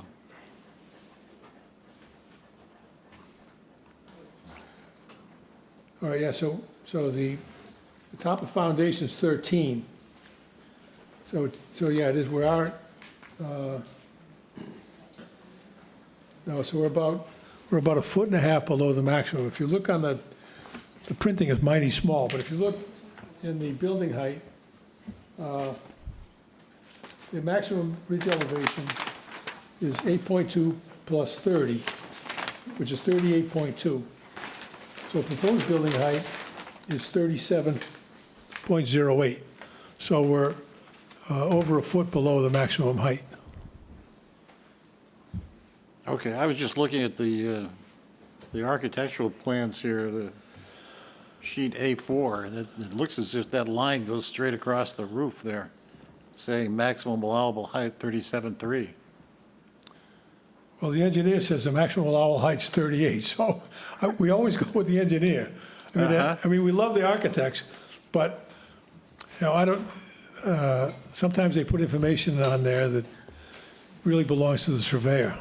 So, Does it make sense to add cupolas and so forth when you're already just a foot below the maximum height? I mean, I understand you don't necessarily count that. Is that the issue? well, the cupolas are only counted if they're accessible by people. Right. Otherwise, they're just decorative. I understand, but I mean, in terms of looking at it and considering the impact of the structure,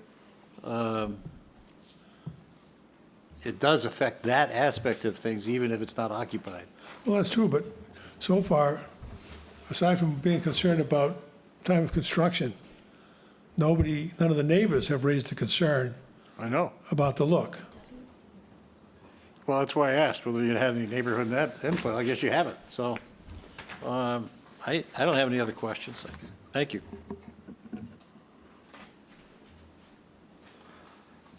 Paul?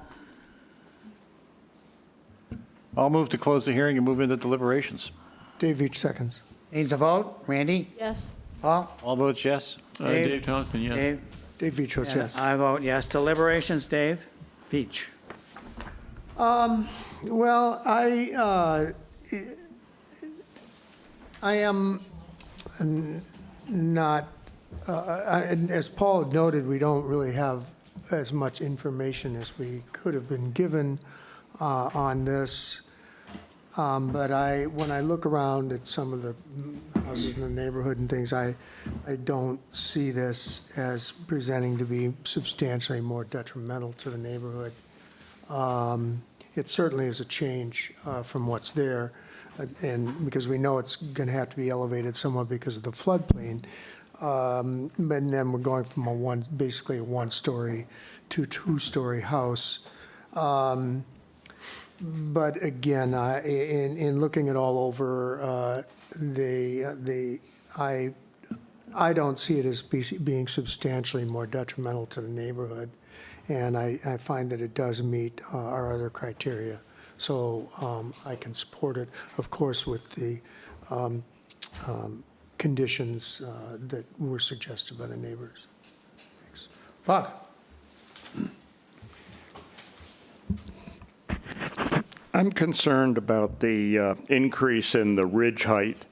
It reminds me of a house on the corner of Pond Street and Stage Harbor Road. And I keep on looking at that, unfortunately, every day. I can't go in many directions without looking at it. And that one was an issue where they went to the max. They actually came in higher than the max, and the applicant wanted to have some extra height in the basement for his exercise room. And I think it was continued, and I think they redesigned and came back, and 3 times, I think.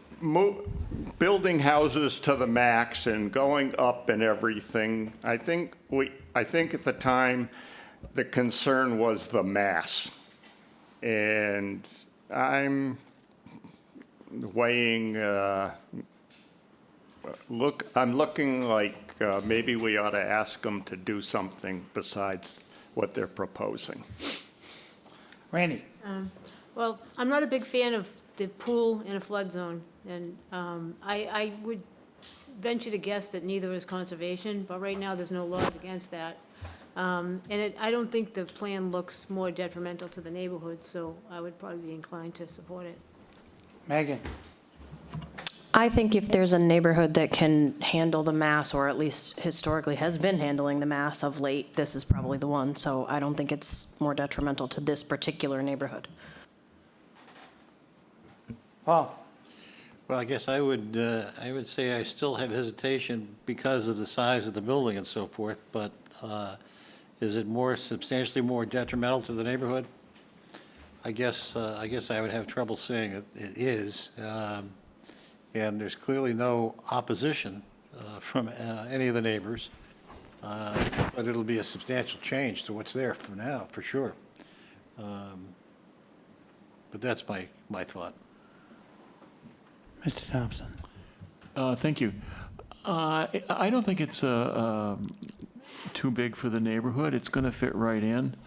It's replacing a house that was probably built 35, 37 years ago. It's quite an improvement. I know that the little device between the two chimneys bothers some people. I think it kind of breaks up the house. I like it. I like the design. I like the planting. It's a win-win. I think the neighborhood will look a lot better with this sitting in there. Thank you. Oh, and I will vote yes. Well, I take what Paul was saying about this is, and also Buck, this is pushing a project to the max. And when you add the cupola on there, to me, it pushes it beyond the max. And I know you don't count it, but you got to look at it. You're going to see it. And the fact that we don't have neighbors complaining about it, most neighbors don't take the time to look at the plans. They just don't. You know? They just don't do it. So. Yeah, we provided plans to the neighbors. our I know, immediate I know. abutters. It's not your fault. They just don't do it. And when it goes up, it's like the house that Buck was talking about. I drive by there all the time and I just shake my head. I just shake my head. But anyway, But I just want to point out, the building itself is only 24 feet tall, and we're a foot below the maximum height. And we have to add 3 feet for the floodplain. I understand that, Mr. But it's a modest house, and you're taking, you know, the FEMA foundation and saying, oh, it's too massive. I think it's unfair, Dave. As I was saying, you know, to me, the massing of it is just too much when you add in the extra feet from the cupola and all that. So I don't think that I could vote for it. So, Paul, would you like to make a motion? I'll move to approve the application as submitted with conditions that are as set forth in our standards. All construction activity to be contained on site and construction vehicles contained on site or off-site with the permission of the property owner. That between June 30th and Labor Day, no exterior construction will be allowed. No work would be permitted on weekends, and construction activity would be between 8 a.m. and 5 p.m. only. Well, can I have a little clarification first? Sure. So typically, the no work on weekends and 5 to 8 only is when work's allowed during the summertime. Here, we're not going to do any work in the summertime, so I don't know that it's fair to impose those further restrictions because that's in the off-season, the wintertime. And you've lost me a little bit, Bill. What I said was that between June 30th and Labor Day, those restrictions apply. Okay, fine, I agree. Right? I mean, that, No, I just thought we were talking about outside of that season, but if it's just that season, no objection. okay. I mean, we have an application actually in here tonight on another project moving the June 30th date because they didn't quite make that because of supply chain issues. So I don't know whether you're going to end up into that situation next June 30th. Hopefully not. I don't think so. Chris is right here. He'll have the thing done. Okay. Dave Veach seconds the motion. Could I suggest one other condition? Should it pass the way it's been presented, that there be no lighting whatsoever in the cupola? Do you have any objection to that condition? All right, I would add that condition then. That's fine. Okay. So, is everybody clear about what we're voting on? Mm-hmm.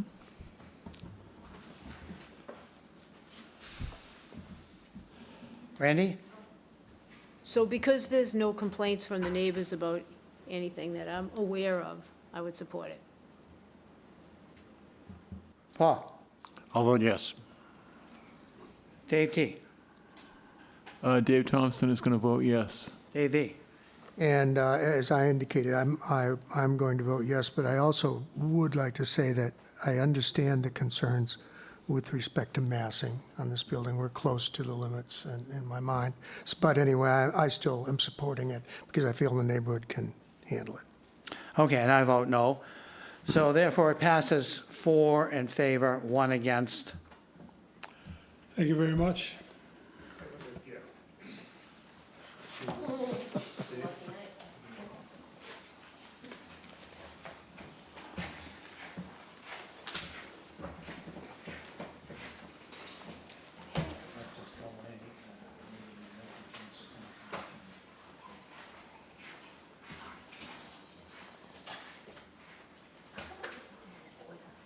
Dallas, we got a small wait, but you don't have to take us off.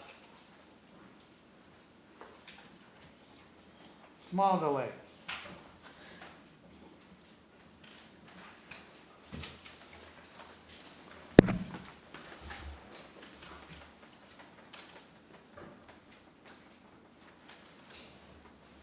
Yes, you're up next. You have the patience of Joe.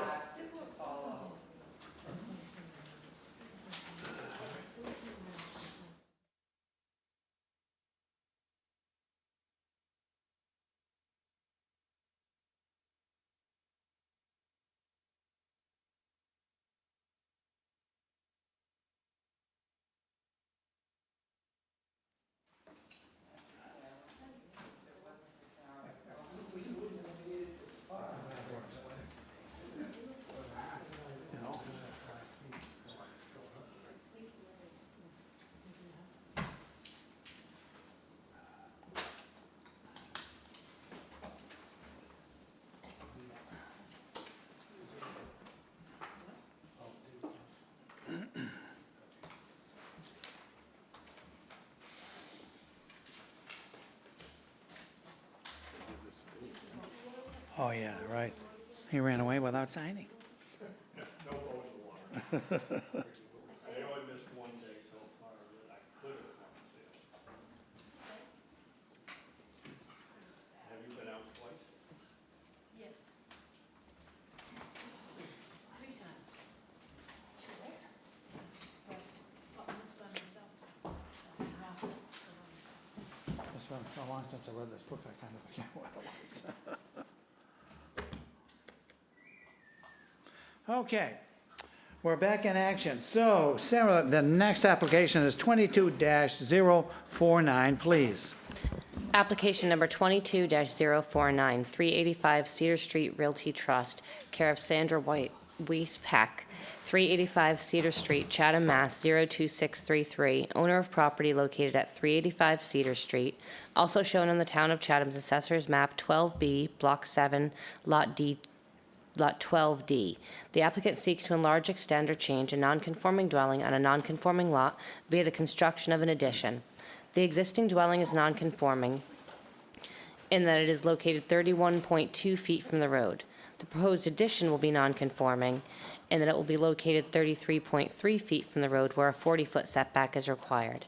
The existing building coverage is 1,049 square feet, and the proposed building coverage is 1,167 square feet, where 2,900 square feet is the maximum allowed.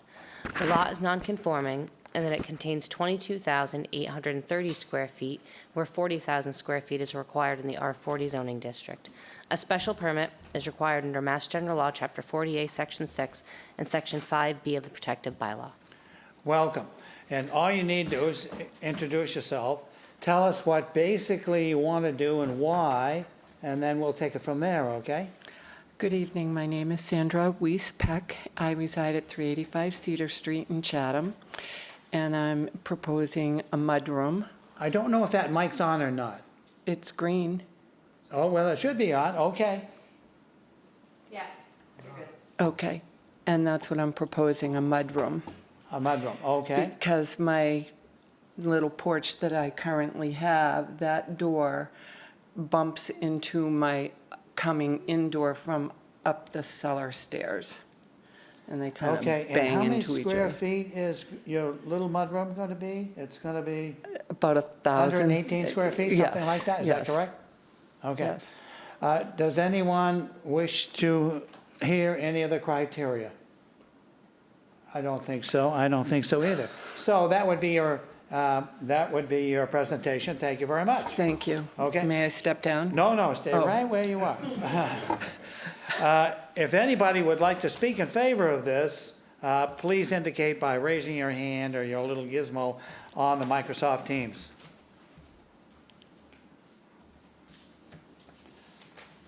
There is no one that wishes to speak in favor. Okay, I'll read the correspondence.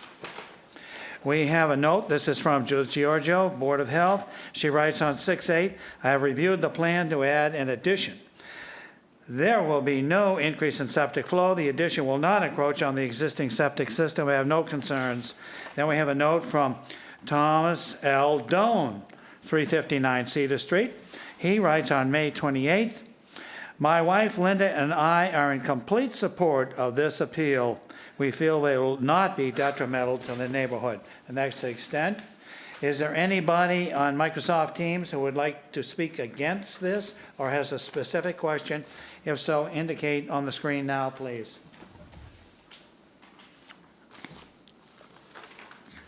There is no one that wishes to speak in opposition or has a question. Okay, does anybody on the board have a question?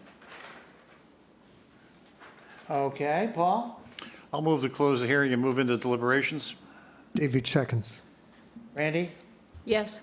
All Paul? votes yes. Dave T? Dave T., yes. David votes yes. And I vote yes. Okay, deliberations. Randy? Sounds reasonable, and I'd support it. Megan? It's adorable. Paul? Certainly not substantially more detrimental to the neighborhood. Dave T? I think it looks really nice. It's a win-win. Dave E? Meets all of applicable criteria. Buck? If I was voting, I'd support it. Okay, and I'm going to support it too. All right, do we need to condition this? I can't believe we do. All right, Paul, go I ahead. don't believe so, so I'll move to approve the application as submitted. David seconds. All right, need a vote? Randy? Yes.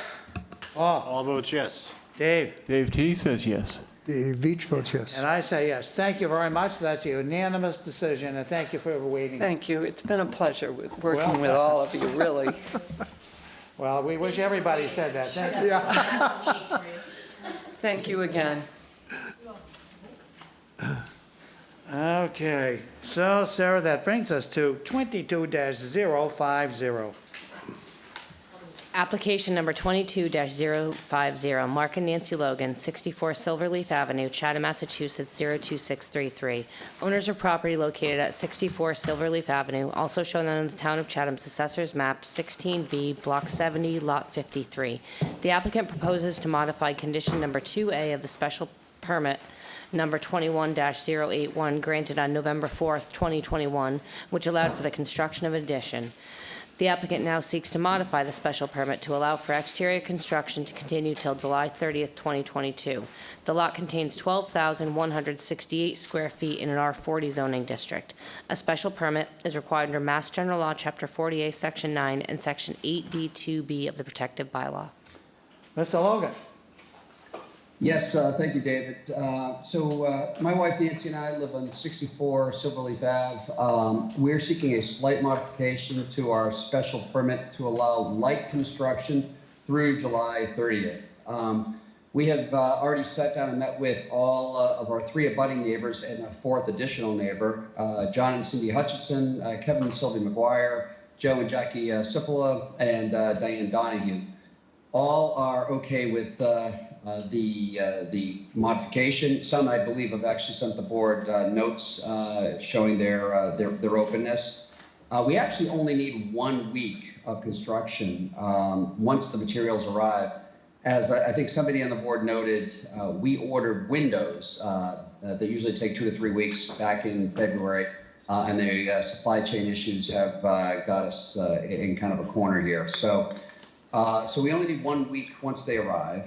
We do plan to actually add another restriction. We're not going to do anything over the weekend, and we're going to only work per some of the neighbors' requests from 9 to 3 p.m. They've completed all of the heavy construction. The structure's up. We just need to put the windows in and button it up, and then we'll be good to go. So it's just a slight modification, and that's what we're requesting of the zoning board today. Okay, thank you. Is there anybody in the audience that wishes to speak in favor of this? Then I'll read the correspondence, unless you see someone, Sarah? No, I don't think so. Okay, this is a letter from Joe Chipola, 46 Silver Leaf.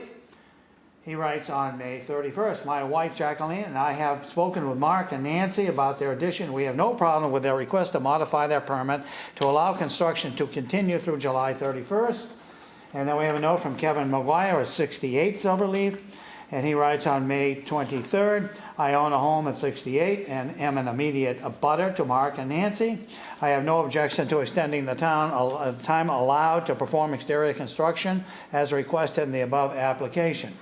That's the extent of the correspondence. Is there anyone in the audience who would like to speak either against or has a specific question about this application?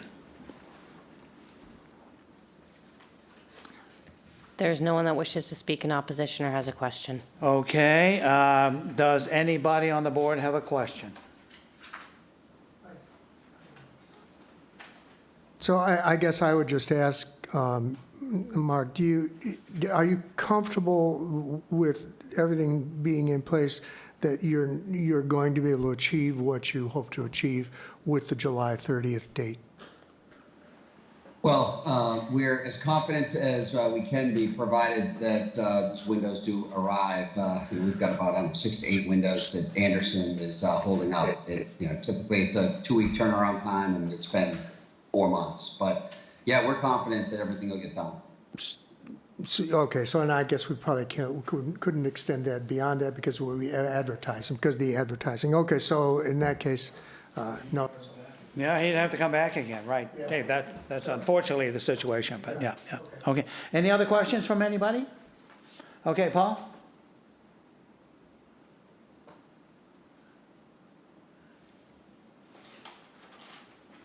Yeah, so what's been advertised is July 30? 31st, I think. Is it 31st or 30th? 30th. That's what he had put in the application. Okay.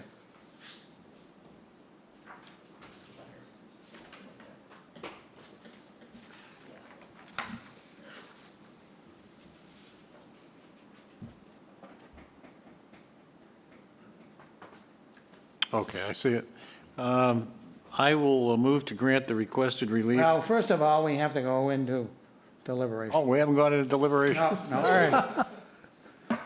I'll move to close the hearing and move into deliberations. Okay. Dave Veach seconds. All right, vote on that. Randy? Yes. Paul? Yes. Dave T? Dave T, yes. V? Yes. I say yes. Okay. Deliberations. Anybody want to deliberate? Given the fact that we have neighbor support for the whole thing, and that really is designed to protect the neighbors, I don't have a problem with it. So I would say I would move to grant the application to modify the special permit previously granted to allow for construction to continue until July 30th, 2022. Dave Veach seconds. Randy? Yes. Paul? All votes yes. Dave T, yes. Dave Veach votes yes. And I vote yes. That's a unanimous decision. Thank you very much, Mr. Logan. Okay. My thanks to the board. Okay. So I think we have taken care of everything we wish to today. It's time for an adjournment, I believe, unless there's something else somebody wants to bring up. Sarah, what's the official time? 5:24. All right, Paul, motion, please. I'll move to adjourn. Second. All right, everybody votes. Buck? Buck votes yes. Randy? Yes. Megan? Yes. Paul? Yes. Dave? Dave T, yes. Dave Veach yes. And I vote yes. And that is today's meeting. Thank you all for joining us, and take care.